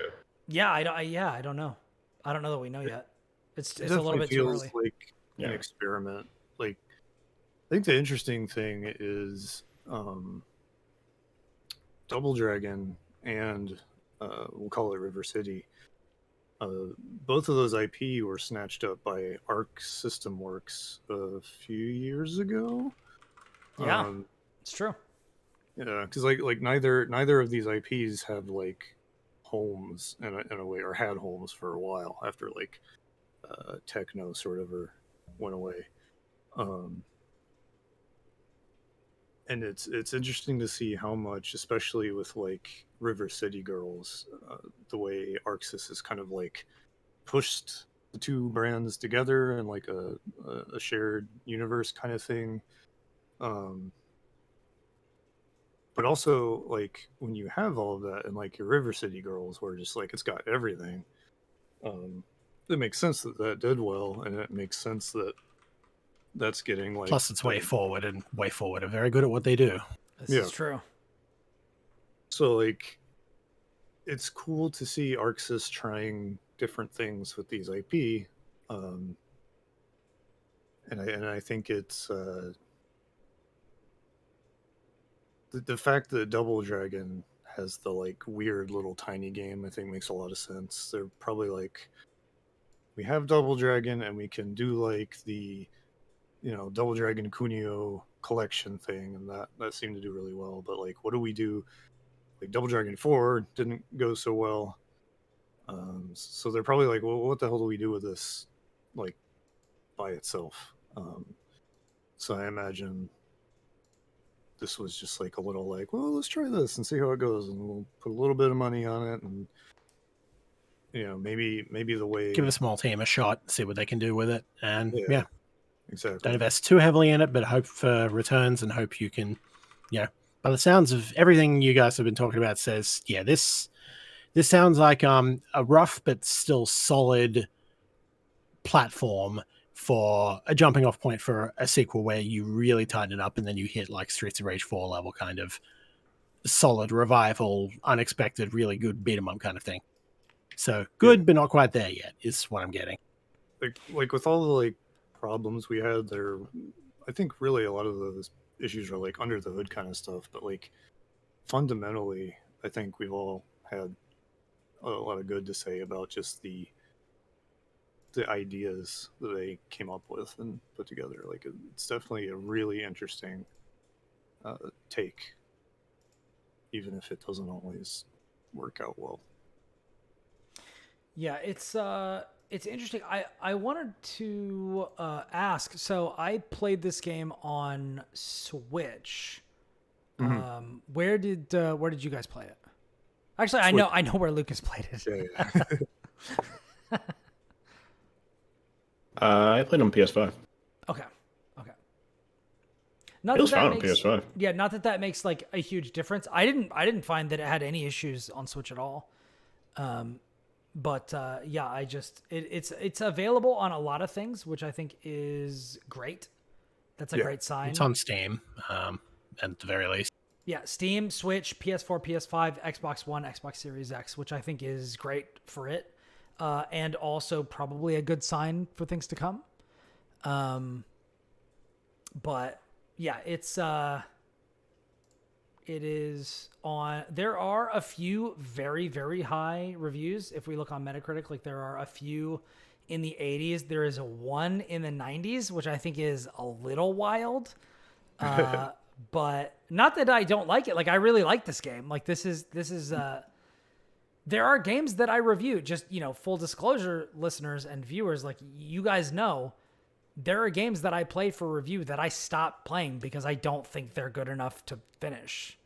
Mm-hmm. Like I don't think there's anything wrong with that. I think that there's an important thing and granted, this would be, that's a little bit different when when I'm writing a review for a site or something like that, where they expect you to finish it, these sorts of things. But one of my guiding principles is if it's not worth my time, it's not worth your time. So, yeah, but I really enjoyed it. This game was my companion while I was on vacation, going up and seeing my parents for the first time in a while. And I was playing it on Switch and I was just enjoying kicking back and playing a little bit. And yes, it was definitely rage inducing every once in a while, when you get to the final boss, as I talked about during my preview, and you are so close and you've got the boss, and I know that Lucas knows about this, when you get the boss down to like a fifth of their health and then you die and you don't have enough cash to continue to finish it off, it's just like, God, that is so frustrating, the worst. But it says something that I still went back, got a new character, and beat it, Like, it's one of those things where it's like, there is a difference between a game that is infuriating and so you stop playing it, and a game that's infuriating so you stop playing it for the day, but then you think about it later and then you go back to it. You know what I mean? Like that is an important distinction to be made, and I think that speaks to the quality of Double Dragon Gaiden. Definitely. At least so far as I am concerned. I think that I definitely agree with, Jarrett and Lucas, with the things that they have said on this. And I also agree that, like, I think this game is good. I might be a little bit warmer towards it than Jarrett in his review, but also IGN works on a pure 10-point scale, so it is either 7 or 8. There is no 7.5, whereas like on this show, like anything goes. I'll say whatever the hell I want. So I'll give it a 7.7135. On my scale, who cares? It's the million point scale. I probably wouldn't have. I am very much not a half-point guy. Yeah. In fact, a 10-point scale makes me a little icky. Do you prefer 5 stars? I would prefer 5. Yeah. So if you were going to rate it on a 5-star scale, what would you give it? 3. Okay. Yeah. I think it's an accurate depiction. It is competent. It is interesting, but there's plenty going against it as well. Yeah. And you have to be very aware. And then the things going against are going to determine whether you like this game or not. Yeah. Because it is not, objectively great that everyone will like a bunch about it. Like if you can't get over the difficulty spike, if you're not interested in the roguelike stuff, and it's not going to keep you coming back, then you're not going to. Yeah. Though I will say, I think what I did say in the review was true. I think everybody can get a little bit of fun out of this game. I don't know how long that lasts for you. It will vary. Yeah. I think if I wasn't reviewing it, I would have played probably half as long and been completely fine with doing it. Yeah. Mm-hmm. Yeah, I definitely think like they're yeah, I definitely agree with that. Like I think that what this game does differently, it does differently basically right away. So I don't think you necessarily have to play super long to decide whether or not this is something that works for you or not. And particularly the first time that you get to like stage 3 or 4 and you feel that difficulty really ramp up, like you'll know whether like, is this something you want to push up against and try to get past or not? Yeah. But thankfully, I mean, this game is like pretty affordable. So I think that if you are a fan of beat 'em ups, you know, like, and I know that like there is a criticism of the, you know, journalist or enthusiast being like for fans of the genre, but I do think that there is like a place for that. You know, there are certain games that transcend genre where it's like, this game is so good, I don't care whether you like this genre or not. You need to play it because it's not like anything else. Give it a go, yeah. And I think that there are ones that are like, if you're a fan of the genre, this is for you. If you're not a fan of the genre, it's not doing anything to do you any favors. And I think that's probably true. I what I'll say though is I think there are fewer games that are like anyone will get.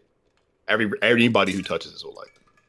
And yes, there's a whole rare. lot of fans of it. Like every game is kind of like fans of the genre will like it. Like, yeah, I am confident that most people, and I think the sales for the previous game sort of justify this. If anyone picks up Tears of the Kingdom, they're gonna have a good time. Like 30 million copies of Breath of the Wild sold. So I think Nintendo was onto something. Out of control. Just absolutely outrageous. Yeah, it's okay, I guess. Yeah, it's like fine. It was whatever. But like, I wouldn't say the same thing. 80,000 million copies? 80 million, I think, yeah. But I wouldn't say the same about some other more linear Zelda. I wouldn't say the same about Majora's Mask. I wouldn't say the same even for Ocarina of Time. Like, not everyone who's going to touch these games are going to like them. I think everyone's going to find something out of Breath. Fans of the genre will like Devil May Cry. I don't think that's a game I'd recommend to just regular people. No, definitely not.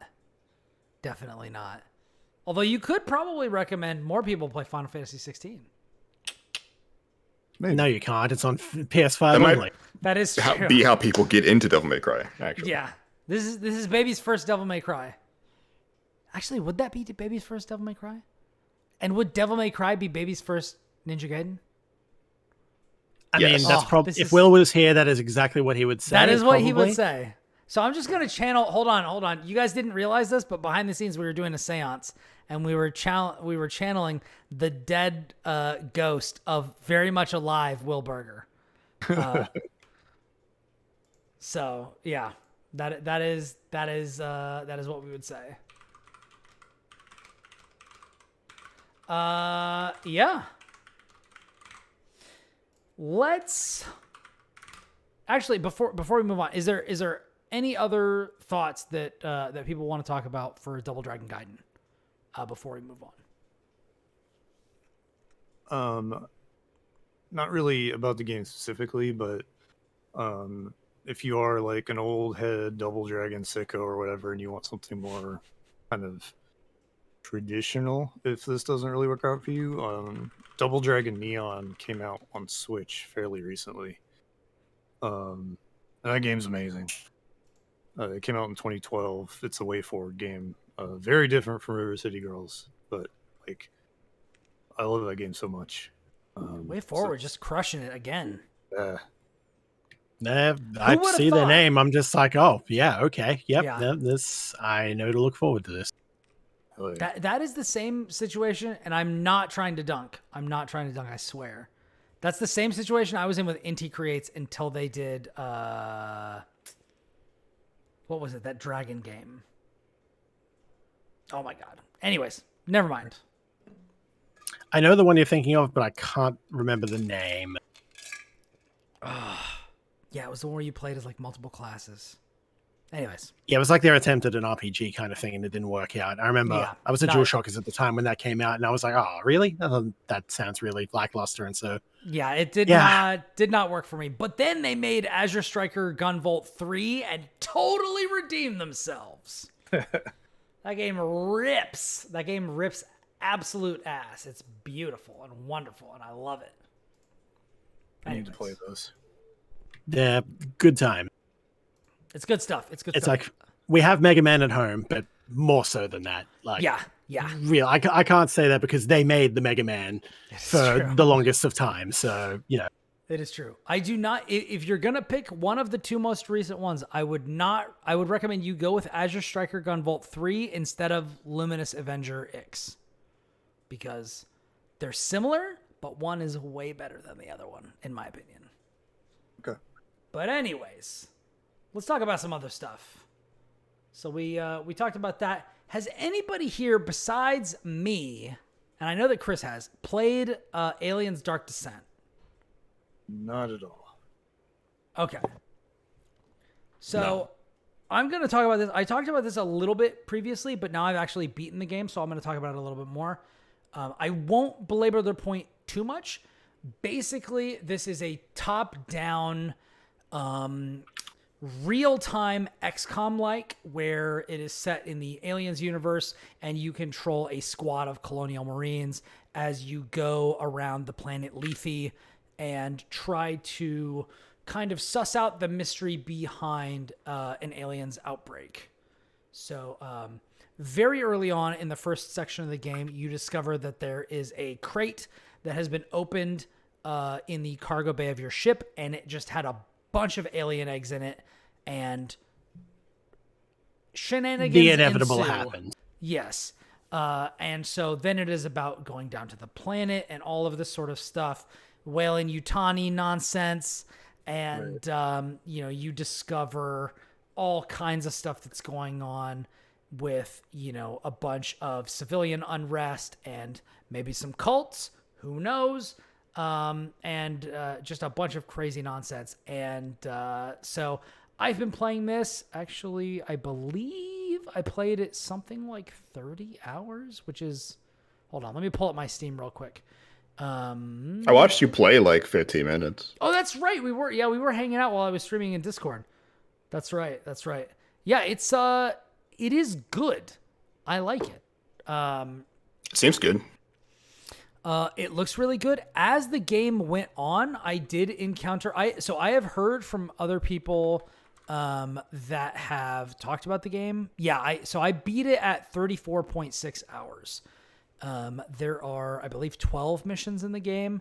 There are, in between missions, as I've talked about before, there are, things that you can unlock. There are new weapons that you can get. You can upgrade and promote your, crewmates and Marines and all that sort of stuff. It's a lot of, it's a lot of XCOM. But the main difference is, while in XCOM, cover is like absolutely essential, and everything is turn-based and it is character by character. In this game, you control your entire squad at once. When you click on when you right-click on a location, your entire squad will slowly walk there. If you double-click, they will run, and while they're running, they can't shoot. They can't do anything else. So it is a lot about taking good care of the people in your squad. I did not find the stealth elements to be particularly satisfying or robust, which is a shame because later on in the game, they actually make you lean on those a little bit more. They also... Seems very binary. Very all or nothing in that regard. Yeah. Which, it works sometimes, but when I think my biggest gripe with the cover system in the game is when they require you to do the cover along with the stealth mechanics. There are some times in the game which, and I always hate when this happens, but it's just inevitable in some games, where they will take basically all of your verbs away from you and just make you do stealth for seemingly not no reason. Mandatory because it serves stealth sections, it serves the story. It's fine. It's just annoying to me because basically anytime when a game takes your verbs away from you and forces you into a stealth section, there's going to be instant kill mechanics, which I think are nonsense and I don't think should exist. One of the big things about The Last of Us that I really liked was you could craft shivs and turn an instant death scenario into a scenario you could survive. But there's nothing of that here. It is just, you were seen, now replay that whole section that you did before, which was really obnoxious.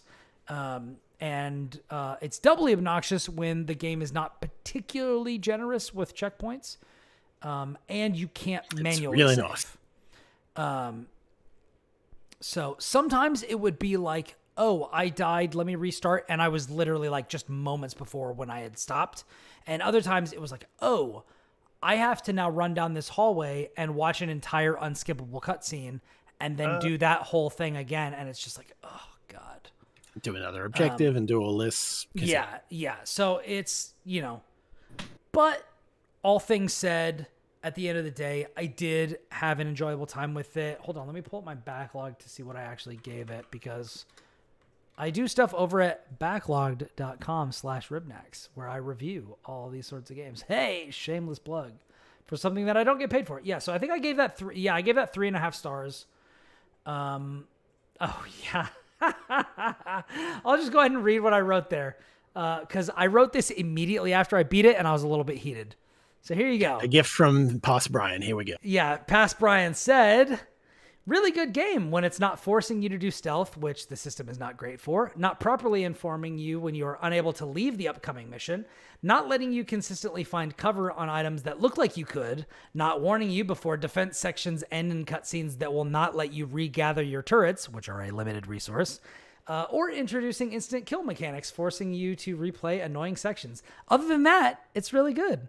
Those elements are introduced more as the game goes on, alongside bugs, which were also more prevalent as I went through the game. So there you go. Very sassy. Yeah, very sassy. But overall, I mean, I still gave it 3.5 out of 5 stars. I still think that it is really cool. It's a beautiful game. When it's the atmosphere is on point. Like, that's the biggest takeaway from everything I've played of it so far, is that they get the vibe, they get the mood, they get the sound effects, the soundscapes, the atmosphere, the lighting, all of it. It feels extremely Aliens early movie stuff, the good stuff. The sound design is all top tier. The voice lines are like all like either taken straight from Aliens movies, according to Will, because I've not seen as many. I've only seen Aliens and Alien and a little bit of Alien Resurrection, but not the whole thing. And then the AVP movies, but those don't count. But yeah, so it really has it where it counts. This is a situation, honestly, kind of like Double Dragon Gaiden, where the core is really great, and then it just kind of misses on some of the like exterior stuff. The interesting thing is, Jarrett mentioned earlier, like, we try as critics not to dictate terms to developers or things like that, like, because we don't know what that is like for any critics that have not actually been in active game development. Like, we don't necessarily have all of the XYZ of what goes into it. But for me, the thing that I felt when I was playing this game is that Tindalos and Focus Entertainment nailed all the shit that's really hard about this game. Like, the game feel, the atmosphere, like the aesthetic, the sound design, like the characterization, the visual design. Like, it's very like Dishonored. Like, characters are not super realistic. They're kind of like exaggerated caricatures of humans, and I think that really serves it. Like, I think Aliens Dark Descent will look good forever, basically. Like, and it plays really well, and it plays around with the box in a way that I find very satisfying. And as somebody who prefers Alien but also really enjoyed Aliens, like, it does give you that vibe. Like, you get used to your squad, and you have like a lot more than just your regular people, but like the things that they will say will be things that you can kind of like, this is reminiscent of that smart gunner in Aliens or whatever. Like, there are like little moments where you'll get that feeling. Or when you're wandering around and you're discovering something, you'll be like, oh, wait, is that this from that? And it is, And at the end of the game, it gets into like a little bit of a weird space where like it started delving into stuff that I'm not as familiar with from the Aliens universe that I've heard comes from like Aliens 4 or, whatever. But I still felt like, aside from those sorts of things, I definitely think that, it's worth recommending. This genre, strategy games is as niche as fighting games or brawlers. There aren't a ton of these games out there, and it's basically like, are you a Final Fantasy Tactics clone? Are you an XCOM clone? And that's kind of it. Like we do, or like Fire Emblem clone. Are you Civ? Or are you Fire Emblem? Like they've got like grand strategy stuff, which is kind of like a subset of this, but it's not quite the same, So strategy is a very broad kind of set of subgenres, and each subgenre may not service the same kind of strategy fan. Usually service me just fine. I love strategy, but but yeah, no, I get what you mean. They are in those individual styles. Each is relatively few and far between. And there's some overlap, there's some, not always. So yeah, it's rare to see this kind of game with the actual management of your squad in between the sessions, combined with the actual in the moment squad management tactical feel that isn't just XCOM. Yeah. This is sort of like a hybrid between XCOM and something like Commandos or basically Shadow Gambit, as you mentioned previously, but I know you previewed that. Just that kind of style of the real-time stealth tactical control aspect, but yeah, with an XCOM framework. And it's an interesting combination, and I am not nearly as far as you, obviously. I haven't finished it yet. I hit a really nasty bug. I'm like, I don't really want to continue. So we'll see how I go. But as a huge XCOM mark, I prefer XCOM. But yeah, it's good. It's real good. And it's, as you say, the style is very good. They did the hard parts, and everything that the major grievances you and I have with it, these are things that can be easily adjusted on this framework with like balance patches, bug fixes, things like that. Yeah. What's here is really solid. You rescue one of your soldiers from an alien that's carrying them away, and then they just drop through the floor, and so you can't help them up, you can't heal them, and you can't recover them. It's like, when your ammo count suddenly hits -1, and therefore it counts as, no, you can't pick up any ammo crates whatsoever. Perish, I guess. Yeah. Oh, by the way, you need to demolish this wall, and you don't have the ammo for it because it's -1. You're stuck. Thankfully, I never ran into that one, but yeah, that's the one that I'm on. That would have sucked. So I'm used to like the turn-based style for strategy games, like your XCOM or whatever. So I'm having kind of a hard time picturing what playing this game is like in the moment. Like, it's real time. Moving your squad around as like one character? It's like one singular unit that is a squad of 4, and you'll issue commands, and then like if they're individual commands, it'll pick the best person to go and do that, and they'll go do that. So it's like you move the squad in one direction, but you go, hey, I want to loot this box over here. Somebody will go there. It's like, hey, I want to activate this camera over here. One person will go over there. The other two will keep moving. And then you have a button, like the button, which basically brings up a lot of your active combat abilities. Like I'm going to pull out a grenade, or I'm going to, pull out a shotgun or a flamethrower or something like that. Then you hit that button and time slows. You can also make it just stop. Yeah, but it allows you to actually aim, position, or whatever, and then it picks the right person with the right gear to do it if they're available, and uses like a point that replenishes over time. And so okay. It sounds weird, but but it's very intuitive when you get into it. And it's like, this is a good system. It sounds almost like real time with pause sort of game. Yeah, honestly. It basically is. And like an interesting thing about that is like you would think that going pause versus just like time dilation as you hit the space bar to select your abilities would be just like, that's just better to have it paused. It's not actually the case, because sometimes you do want people to keep doing something while you're doing that. So like, I wasn't really sure which one I wanted at the end of the day, which was interesting to me. Like sometimes it's great when like somebody is approaching you and you're like, okay, I need this person to get out of dodge like immediately. And so then pause was better. But sometimes it's like, okay, I want, I'm pausing it, but I really want somebody to finish something really quick. And then as soon as they're done with that, I want them to queue up, like I want to queue up another action for them. And in those situations, it's better to have slowdown. But yeah, your entire unit moves as one. When you go to the pause menu, you get all of the abilities that all of them have. And you can also, equip different weapons on them. So like you can have shotguns as their special weapon. And if you have 4 shotguns, then like you can select people to use shotgun blasts, multiple times. But if you only have like 1 flamethrower, you can only do that once. And then you need to wait for that person to kind of like be okay before you can do it again. So there is an element if they get abducted, then no more flamethrower. Yeah.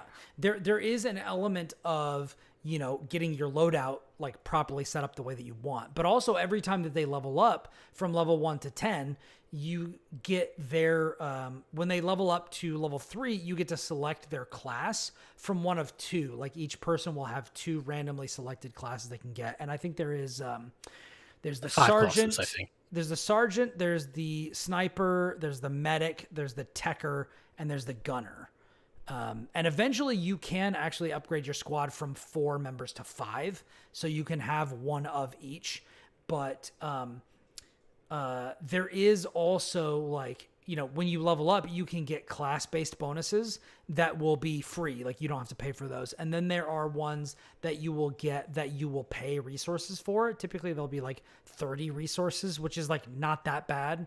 Pretty easy to do. But like if you do a bunch of them, like if you buy a bunch of them, like you can run out and then you won't be able to resupply before a mission and stuff. But those will include like 4 generic bonuses that apply to every class. And then once you've picked your class, then you can lean into like specific stuff. So like, for example, with the sniper, you get the generic ones, which is pouches, which means you can carry more health kits and like repair kits and stuff for each person that has that ability. You've also got like just a basic, you have 5 more points of accuracy. You have 20% bigger clips, so that when you like you don't have to reload as often, which reloading you have like ammo things that will like count down as you start to reload throughout the thing. Throughout the match. So you'll have like some of those things. And then for the sniper, one of your abilities is, okay, once you get to a sniper, you can buy the sniper rifle, and that will unlock it for all of your snipers. Then you can equip that as their special weapon. But then one of the abilities you can buy is make it so that when you attack with the sniper rifle ability, it's silent, which means that if you kill an alien with one, it doesn't alert the hive, which, then by extension doesn't increase your danger level and doesn't make things get worse as you go along. Like there are several also, like Darkest Dungeon, there's a stress mechanic where as you're in dangerous situations, your stress will increase and then they will get less accurate or get more stressed out as time goes on, or they will fumble and reload slower, or they will spend extra bullets. Like there's a bunch of debuffs that you get up to 3 at a time for all of your characters as they stress up. And you can use your medkits to either heal them or heal their stress. You can use some of your repair resources to weld a door and then rest, which will take care of a full level of stress on all of your people at once. So it is about resource management. It's about juggling that. It's also about slowly and methodically proceeding through the level, walking so that you can shoot as you move, making sure that you're backing up. Like it's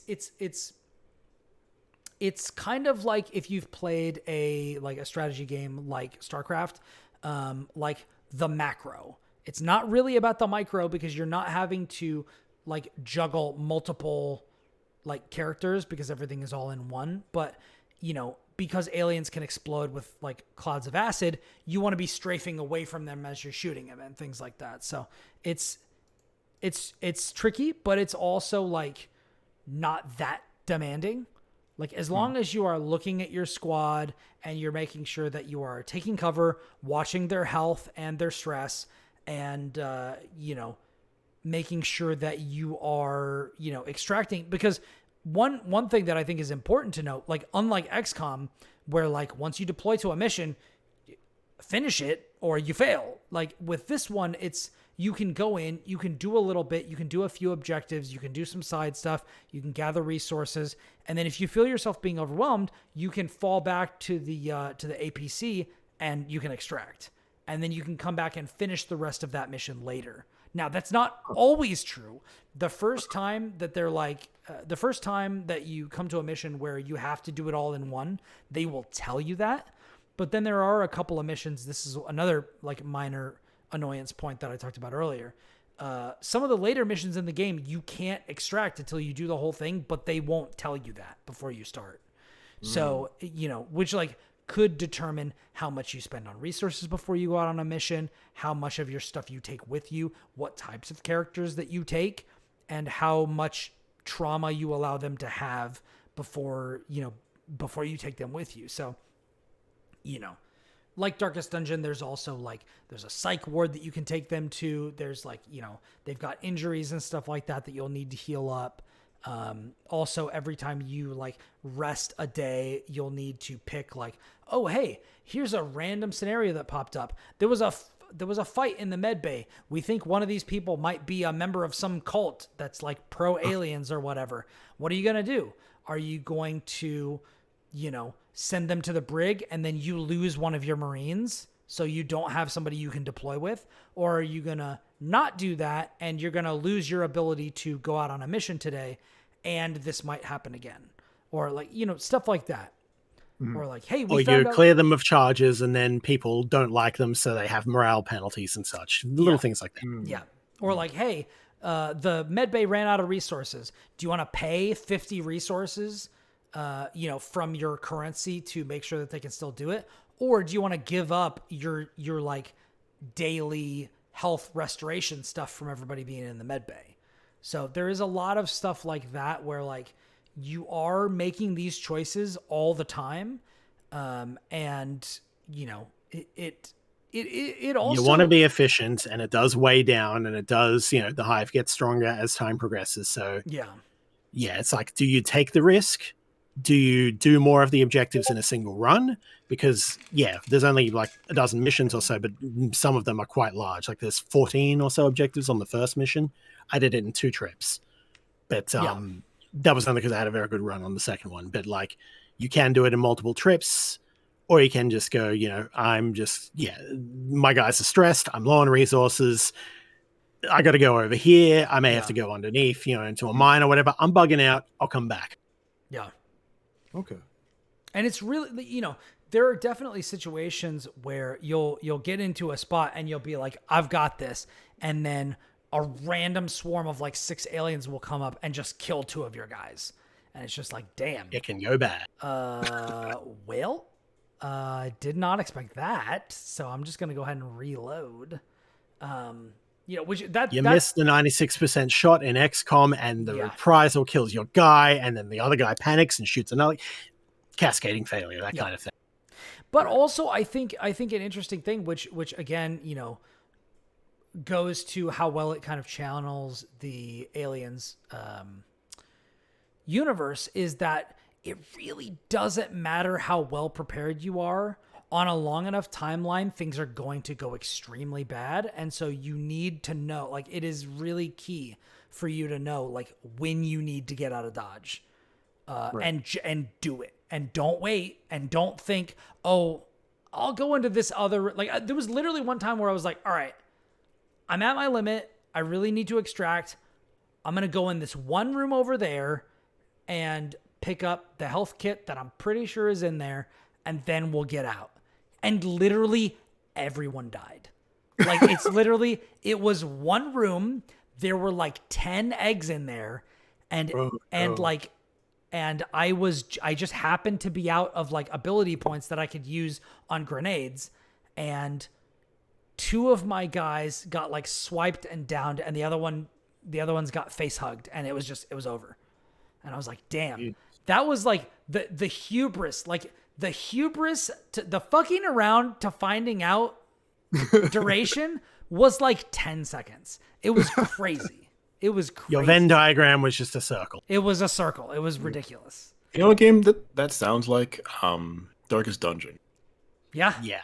We're like, you know what? I could find some more sundries or whatever, some more antiquities. Yep. And then some terrible fucking creature fears one of your dudes, and then he kills everybody else. And you're like, well, yep. Great. That's what I get. That's what I get. Yep. Thank you for being curious. Yeah. Do not be the curious guy in a Lovecraft story. No. There's nothing yet. You will find what you're looking for, and what you're looking for is terrible. Yeah. What you will find will melt your brain, and then you will murder all your friends and eat them. It's terrible. It's just terrible. Did you ever play Fire Team Elite? Actually, I did. I did a little bit. I played a little bit of that. I played like I think the first 2 missions of that game. I remember that was supposed to be the big aliens thing. It's funny that Dark Descent sort of like snuck out, considering how that game like ran out. It was like, everybody, finally, guys, it's the alien game you're waiting for. Yeah. Everyone can have guns and shit. Yeah. And then it was like mid. And it's got more bugs than the Hive, yeah. Yeah. And then like 2-3 years later, they're like, we made another. But like, Hey, if you found it on Steam, you can play it, I guess. Hey, what if we made another one, but it was better and more interesting? Don't tell anyone. Just release it. Don't tell anyone. It's a secret. It's a secret. In 4 years, people will find it and be like, this is a cold hit. Yo, guys, have you heard about this Dark Descent game? It's an aliens game. Would you believe that? Well, they did the Aliens is right so thing funny. by giving a code to Mandalore, who made a video, and then that probably Sure. got more eyes on it than anything else. Which is like Fair. really the key. PR Fair. people who just snipe the right YouTuber. the right content creator, yeah. Yeah. They're worth their weight in gold, really. Shout out to the PR people out there in your life. Hey, if you know a PR person, go ahead and give them a hug. A little peck on the cheek. Why not? Yeah, why not? Besides, Why not? boundaries. Hey, the worst they can do is, sue you for assault. That's fine. That's fine. You'll be all right. Oh man. Yeah, plenty of people get sued for assault every day. It's true. It's true. Oh, speaking of Activision Blizzard, Why not become? Hey, haven't you always wanted to become a statistic, guys? I know I have. The fast track to being a statistic. Kiss a PR person. And then post content about it. Rate the kiss out of 10. There you go. It is interesting how many Aliens games continue to happen for a franchise that doesn't continue to happen. Prometheus, you can trying argue, to was make it like happen, was but- like a thing, but that even the last Prometheus movie was what, 8 or 9 years ago. I feel like maybe even longer than that. I don't think And it was as long. They had Covenant and they had another one, which is sort of like Prometheus 2 kind of thing. Was Covenant That was a supposed to while be back. good? I liked it. I thought it looked cool. I don't remember. I remember Prometheus. I don't Covenant was remember kinda Covenant. Like, it was the Prometheus sequel that also kind of like snuck in alien stuff. Hmm. So they kind of tried to have their cake and eat it too. Mhm. But I liked it as like, I'm usually pretty snobby about the series. Like, Alien, masterpiece, everything else, whatever. Yucky. Alien is definitely my favorite of the ones that I have seen as well. Like, I enjoyed Aliens, but it just It's a different vibe. It's Yeah. a different vibe entirely. And it's good. yeah. Like, both of them are good, but they're different styles. yeah. Yeah. And I respect that. But most other ones, pretty much everything after that is either not good or situational or has moments kind of thing. You know? Like, Prometheus was weird, but like interesting. I Just wouldn't don't say think about it too hard. And Yeah. don't dodge left or right when you're running. Yeah. But Covenant, I think it's one I haven't gone back to, but I would. I don't think anything's happened since, unless I'm forgetting something. I mean, I think we can all agree that the greatest movie in the Aliens franchise is AVP2. I mean, come on. I accept it. Movie rule. I knew you were going. I knew where you were going with this the moment you started. I'm like, no, I'm ready for this. This is. You're right. Yeah, Chris knows. Me. That's the thing. Yeah, like that movie is terrible, and I love it. Yeah, it's so good. That's the only way to describe it. It's just. It's the one that knows it's terrible. Like the first one doesn't know it's bad. Yeah, AVP2 is like serious. we got the paycheck. We're making a second one. The Predator pins the chick to the wall with this little spinny thing. Yo, dude, that lives rent free in my brain, bro. That she turns the corner and It's so dead. And then you know what was the only thing that was missing is for Michael Jai White to come out and be like, I threw that shit before I came in the room. That would have been Why isn't he a Predator? Dynamite. That would have been that's what the streets need. A Predator Black Dynamite crossover. Yes. Like that part, Predators was a good one, I think. Not the Shane Black one. PVBD. There we go. Yeah. Predators, where it's Adrian Brody. Yeah, Adrian Brody. They all get kidnapped and put on a moon or something. That was the last good Predator movie. That was a good one. I suppose Prey. There was Prey recently, but I haven't seen. I haven't seen. I hear Prey. it's okay. I heard that was all right. Like it, yeah. I can sell Predator games. You keep getting Alien games. Bro, They always make them AVP. I don't know why. Sure. It's Well, there was the there was Hunting Ground or whatever. And there was I forgot there was a Predator game and I completely ignored it because it looked terrible. That's right. That's Predator because it Hunting died in 6 months, if that. Wasn't that an asymmetrical multiplayer game? Yeah, it was a like Dead by Daylight or whatever. It was a Dead by Daylight like. Yeah. Or an Evolve like, I think. Yeah, really an Evolve like for real Turtle Rock sickos. Yeah. God, man, you know what? You know what sucks? You know what sucks is that Evolve didn't catch on because I thought that shit was fucking sick. I agree. Me and Ari at Rational Passions, we were early adopters of Evolve, and nobody fucking played with us because nobody played that fucking game. That game was so fucking cool. Really, like I am shocked and appalled. There has been no attempt to do this again.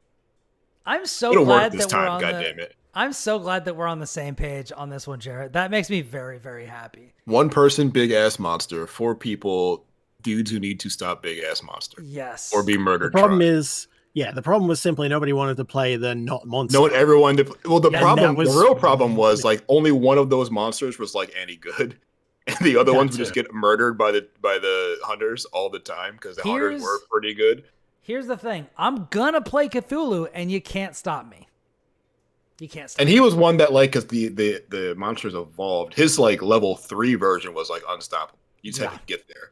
So if you got murdered, like either you get killed in the first 5 minutes, or this game's going a half hour, and it's going to be a bad time for the hunters. I mean, that's also in my experience. That was also the same situation with the base monster. It was just like if he eats, like the bear crocodile, whatever the fuck guy. Yeah. It was just like if he gets to level 3, it's over. But he's I think the problem was with him being like ground bound, he was so much easier to kill early.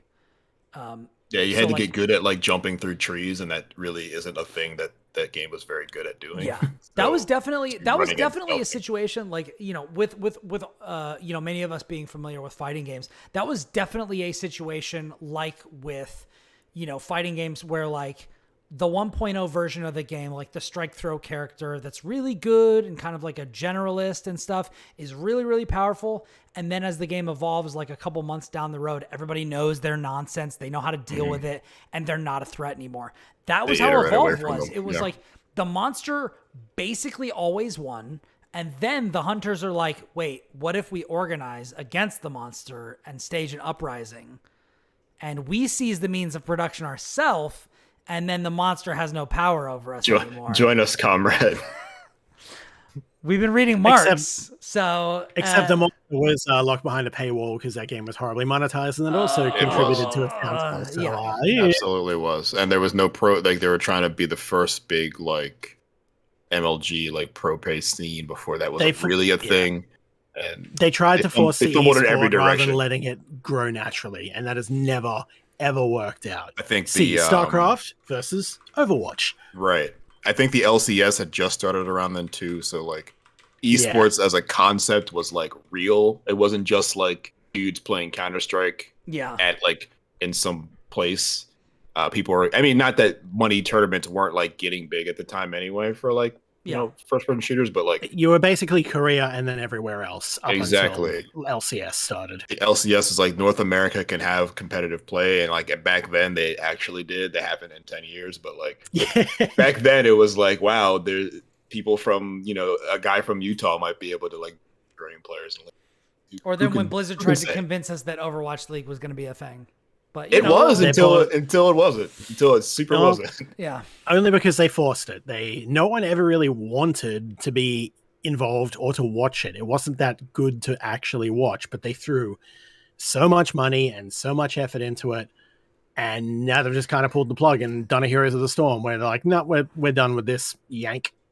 And then they introduced a completely pointless sequel that didn't need to exist. Hey!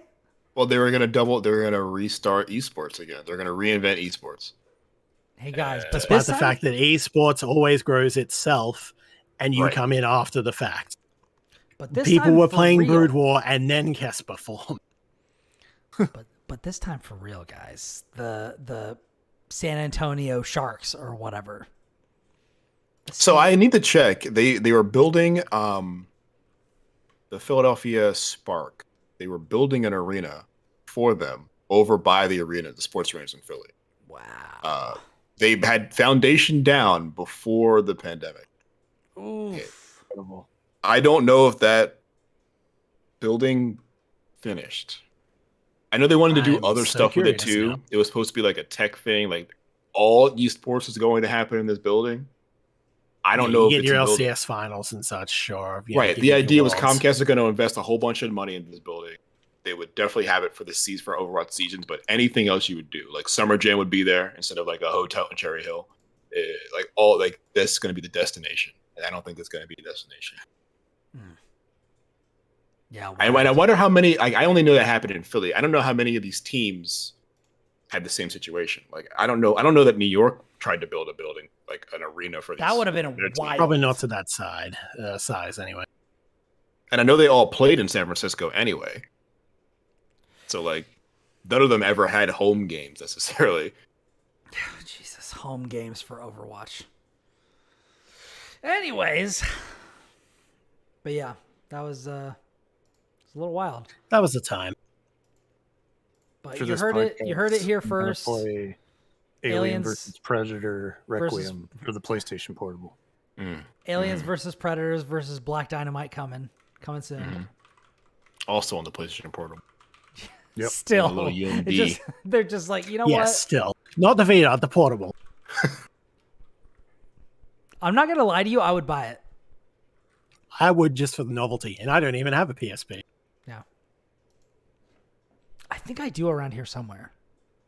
But anyways, did anybody have anything else they wanted to talk about? Because I know we're going. This is a girthy one, as they say. Everybody says that. Come on, it's not weird, and I'm not weird for saying it. What are you talking about? That's what they say? It's got heft. It's got circumference. You're good. Look, you know it. I know it. Everybody knows it. That's what they say. Of course. Interesting. I've been mostly in a backlog territory since Final Fantasy. Yeah. Just I'm still working on it. I just did did a thing where now I have the ability to block people. I'll put it that way. Oh, so good. That's my favorite one. So, yeah. So I think that's in my third slot right now, and the first two are the same. To keep it real vague, so that only Final Fantasy 16 heads will know. But Ruined, spoiled, done, screwed forever. Yeah. Oh yeah. How dare you? Just doomed. It's also in the demo, isn't it? Probably, yeah. Is it really? I didn't play I think the it demo. is. They let you demo's tinker like- around and a lot in the demo compared to There's Oh, like that's a story demo, and then there's like a little like, here's some powers, go wild. That part of the demo. Nice. Here's for you DMC sickos out there. Yeah, Yes. heard you like DMC? Question mark. I heard you like DMC, but Capcom and Ninja Theory and all of them are not going to make a new one because they did. So They did 5. they and then got booed out of the stopped. building. Yeah. Because they did DMC 5, and then there's like, what, you want another one? Do you see that one? Nailed it. Fucking nailed it. It ends with these two 50-year-old men like arguing with each other like children. Like there's nothing else. The story's over. Deciding that they're going to just fight forever. What is it? Oh, God, what is it? The greatest fuck you in the history of video game. Yeah. The literal, not a fuck you to the fans, a literal Nero going, fuck you! And Yeah. God, Nero. What a great boy. What a character arc. What a way he's come since 4. It's like, you're gonna replace the Dante. Everyone's like, yeah, fuck yeah, Nero. Yeah. He was bad. He was bad Dante, and now he's just Ken. Yeah, that's a good way to put it. His job is beach. Yeah. Nero's job is beach for sure. That is something I did see this weekend. Wow. Yeah? I survived the Barbenheimer experience. I'll put it that way. Saw them both, but... Did it feel like a bomb went off? Yeah. Yes, and during Barbie, surprisingly. Yeah. I thought so. The funny thing about it is that, like, Oppenheimer is... Like, both are excellent films, don't get me wrong. Oppenheimer, you know what it is. It's a biopic about this guy during this time period. It's character study and everything. Really good, really well acted, really well presented, done, etc. Very long, but very intense, very interesting the whole time. Loved it to bits. But I knew what I was getting with it. I went in not knowing what the hell Barbie was going to be. And then in the first 5 minutes, there is a single line that they say, and I'm just like, oh God, we're going places with this. And then they go places with this. Yeah. And it's hilarious, and it's meta, and it's savvy, and it's not the direction I thought. And it's also even appealed to my anti-capitalist heart. God bless. So, yeah. Speaking of marks. Freaking amazing. Yeah. Yeah. I know what I am. Yeah. I kind of want to see Oppenheimer, but at the same time, it's like, do I really want Manhattan Project takes from Christopher Batman Does the Patriot arc, Nolan? Yeah. You know what I mean? They definitely got the statistics wrong when they bring it up. And a lot of people just like, okay, so this is US propaganda then? Yeah, because you miss the mark on how many people died in those by like a scale of 5 times or so more. Yeah, so whether that's an oversight or something, I think it's intentional because I think they thought it was going to be. It's just going to be a couple 100,000. Yeah, because that's the thing. When it comes up, it's being mentioned in a friggin' course in America in the 50s that Oppenheimer is sitting in just to get the full impact of it. And it's like, it's America in the 50s. They're not going to tell you shit. They're not going to know for sure. Yeah. And they don't care, really. They like barely care. They make that very clear. Like, yeah, it is not US propaganda at all. It is quite condemning in a lot of areas. So, as it should be, really. But yeah, no, it was a good film, very good film. As was Barbie, in completely different, unexpected ways. One of them gave me a horrific existential dread, and the other one was about the atomic bomb. Nice. Perfect. Nice. All right. Well, does anybody have anything else that they wanted to talk about before we wrap? I'm good. I finished not Oppenheimer. I did see Oppenheimer. I finished Exoprimal. Oh, nice. Yeah. If you have Game Pass, you should probably play a little bit of Exo. I don't think play you it have while to you still can. Like, everyone's still playing it. This is a multiplayer game. Get in now before you can't anymore because everyone's gonna have the same epiphany and think I don't need to play this anymore and just walk away probably. And that screws the matchmaking even further because the system is very weirdly designed like that. Right. So just get a little taste of the dinosaur action. Go produce some robust combat data and then maybe just walk away. Do you have to see the end of it? That's up to you.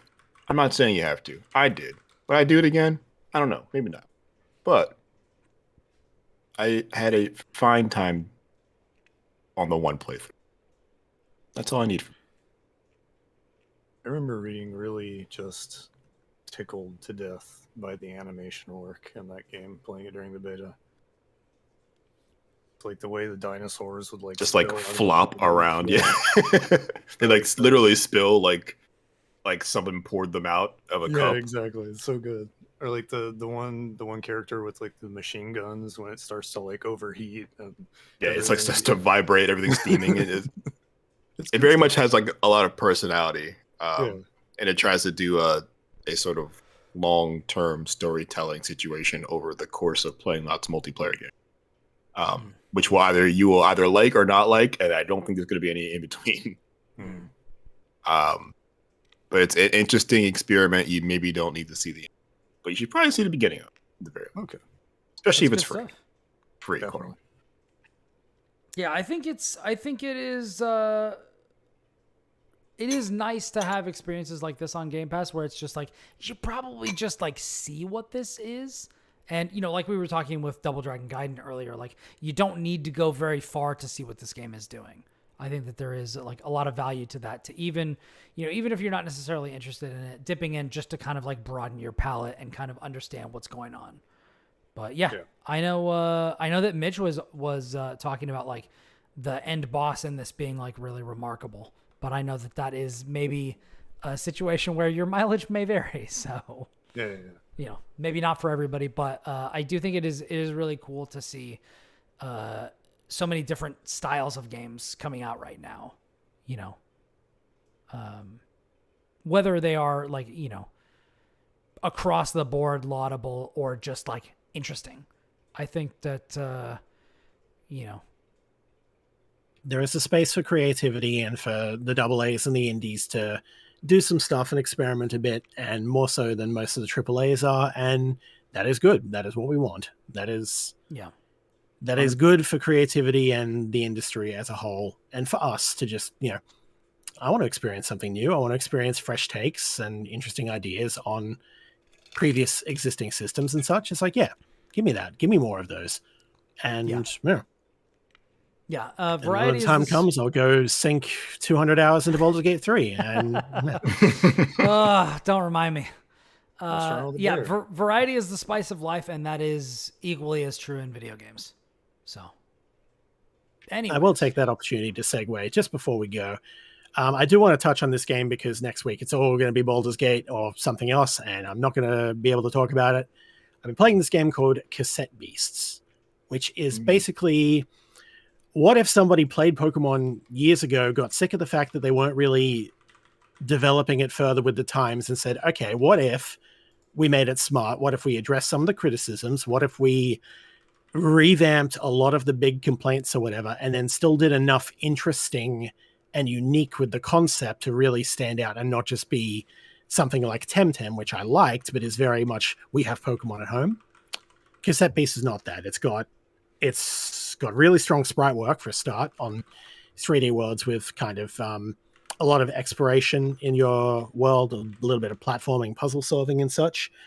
And then the core of it is just, there are these creatures out there, these weird monsters, and you don't catch them, you record them, and then you play those tapes and become them. So you become, so you're basically an RPG character that levels up, but then depending on which tape you have is what form and move sets and everything you have, but your stats are your base stats kind of thing.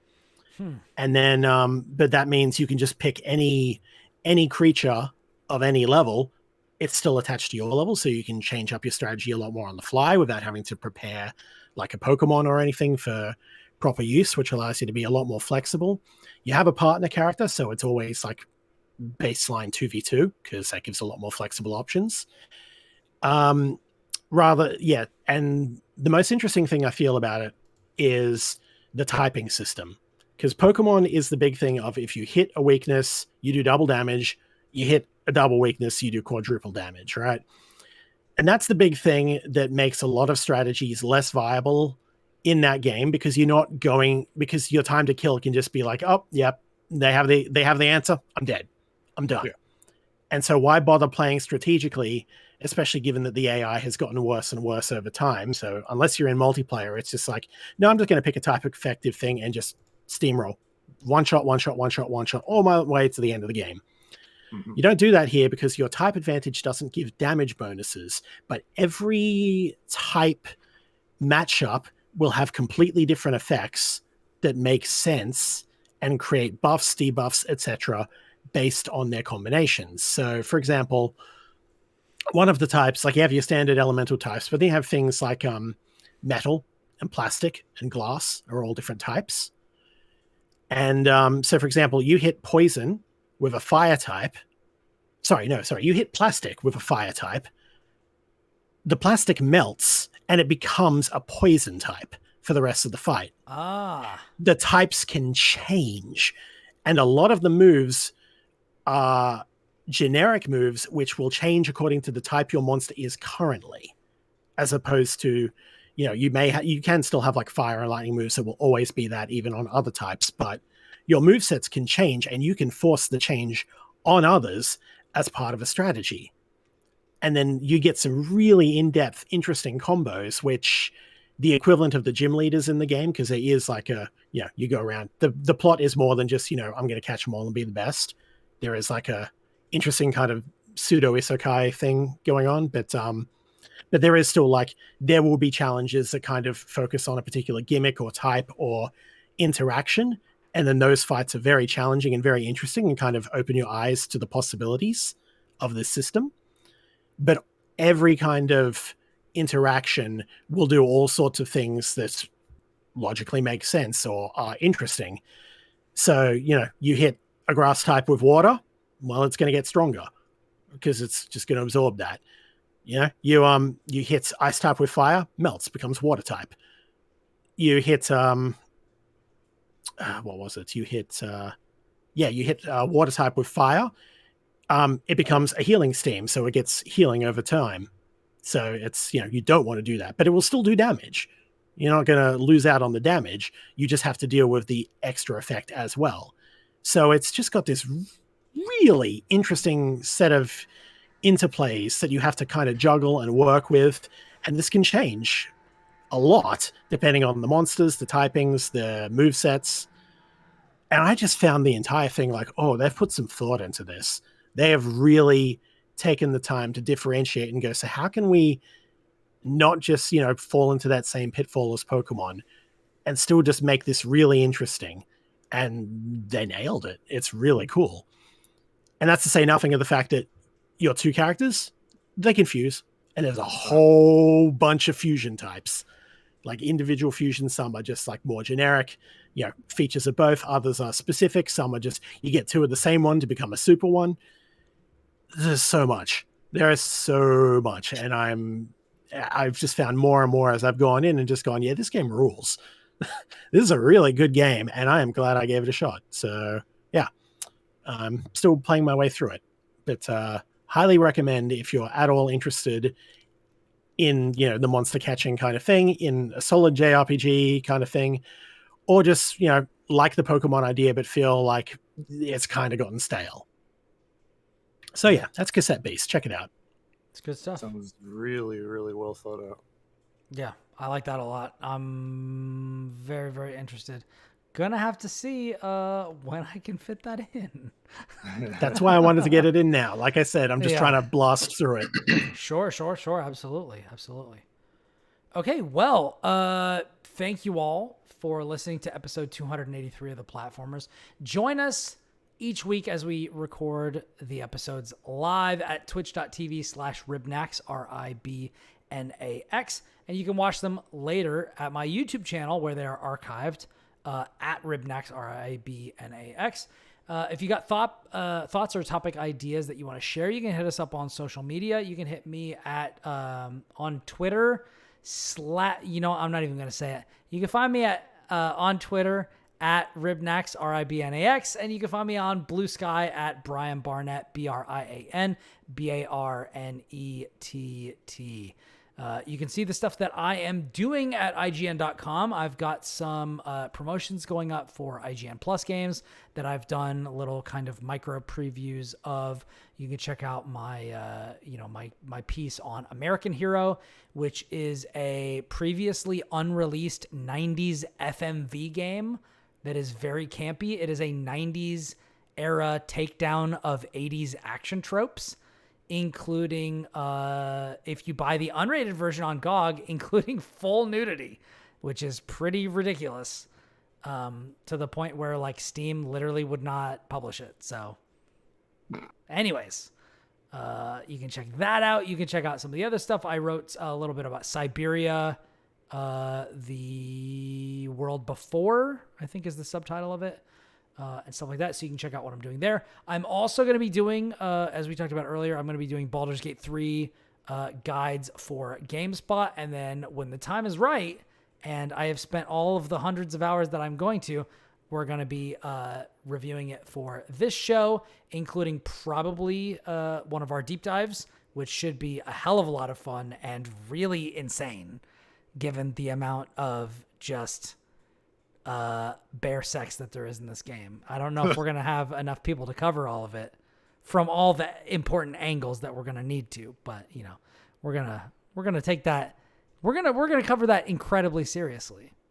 How does 8 hours sound? I think we can do 8 hours. With all of the respect that is just, I mean, Diablo 4 was 4.5 hours. So yeah, if we want to go point by point and have all the permutations thereof, we're going to be there a while. So man, jeezy crazy. Brace yourself. Anyways, but that is what I am up to. Chris, pimp your stuff. Tell all the people where they can find you. Hello. As always, I have a website which I still need to update more and more. I'm getting there, I swear, at versusthebacklog.com, vsthebacklog.com, one word. You can find me on that thing previously known as Twitter, which I don't really check on, but I am at Delphir. That's EI, not IE. And otherwise, you find me here most weeks and around the internet in various places. Check me out. And Lucas, where can people find you? Sure. You can find me on Twitter at Hokuto no Lucas. You can find me on Blue Sky at just Hokuto Lucas. And you can catch my writing for the most part right now at shacknews.com and gamecrate.com. And that's about it for now. Nice. And Jarrett, where can the good people find you and all of your glorious goodness? Your best bet is on the internet. Wow. Just go to google.com. And actually, don't do that. You're not going to find anybody there. Go to Twitter. Is that what it's called now? Doesn't matter. Whatever. I go to Elon Musk's website. I am at Jarrett Drawn. I would say that's where I go. That's the one-stop shop to find the things I actually write. Because I am sometimes pretty good at sharing that kind of stuff and promoting this stuff there. But I'm going to give you some homework. Don't go to my Twitter account. I just told you to. I'm lying to you. Don't go to my Twitter. Damn, Don't swerve. look at the things I'm writing. M. Night Shyamalan twist. Do go to google.com. Type in the Garibaldi cocktail. It's what I had before I sat down here. It's 2 very easy ingredients, named after an Italian revolutionary, Giuseppe Garibaldi. It's orange juice. It's Campari. Together. So good. Fluffed. Lather, or frothed, if you will. Yeah, I was about to say To get fluffed? some body. Really? Well, Okay. they call it fluffy orange juice, which is, you know what? They're foreign. It's different over there. Whatever. I'm not going to call it fluffy orange juice. Get a little frother. Get up in there.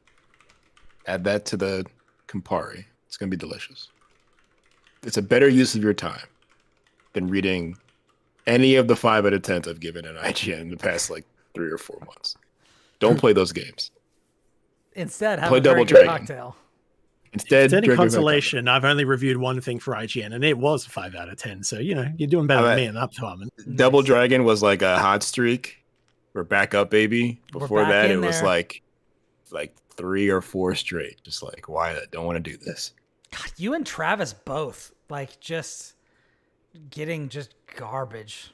I like to think that we just have a refined palate. I mean, hey, also fair. You are both, willing and able and ready to tell it like it is, and tell the people, because let's not get it twisted, people. What we are doing is for the public good, right?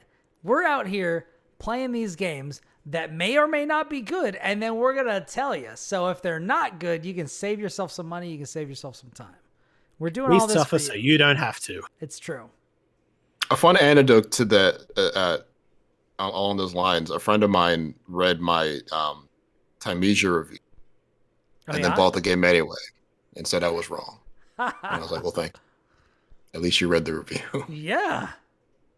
He's like, you're an idiot. This game rules. I'm like, okay. Well, there My you bad. go. Sorry, bro. Dude, I wrote along those similar lines, if we're going to share stories like that. So, there's not really a name for who this person is to me, but it is my sister's husband's sister. So my brother-in-law's sister, who's like, I guess legally nothing to me, but we've been close. We've been close for years. And I did the IGN guides for Elder Scrolls Blades, which that game fucking sucks. That game fucking That's the mobile sucks. game, right? Yes. It's terrible. It's fucking awful. Yikes. Like I would have given it a there are 2 games that I've done guides for that like the people who made this game need to thank the lucky stars that I was not doing the IGN guide. It is that and One Punch Man, A Hero Nobody Knows. Those games fucking suck. And One Punch Man, A Hero Nobody Knows would be a fucking 3 in my book. And the IGN reviewer gave it twice that, which is way too lenient and generous, which is just out of control. But I was talking about that and I was complaining about it while Beth, she and I were going out to get like burgers. And she was like, oh, you're doing guides for that? I love that game. That's all I'm playing lately. And I'm like, you've got to be fucking kidding me, bro. Like, you gotta be kidding me. But it takes all kinds. It takes all kinds. There is no accounting for taste. There isn't. There really is not. Even though we try. When you play a game just to play it, you don't care. You're way more interested or way less interested in holding it to anything. You just here for what you're here for. That is true. Yeah. That is true. Don't let me take your fun away. Sure. And also, like a crazy thing is like I can't say that she has bad taste because she was literally singing in the choir behind the fucking Zelda symphony that came to town. So it's just like I can't I was literally at the show and then I was like, wait a second, is that fucking Beth back there? And that was. She was singing in there. It's crazy. Houston Symphony. What the hell is going on? I saw that when I came to Australia. I don't know if it was the same symphony, but like the Zelda concert thing. They did it at the Sydney Opera House here. So I went to that. It was awesome. Wild shit. Anyways, all that to say, love you, Beth. You're a great singer. Your taste in video games is questionable. Anyways, with all of that, let's get out of here. So if you like the show, please leave us a review or tell somebody about it because we don't advertise, and that's the only way we have to grow. Excuse me. Goodness gracious, this mule is coming back up. From everybody here at The Platformers, we hope you have a wonderful week and stay safe out there because until next time, we are out. Later, folks.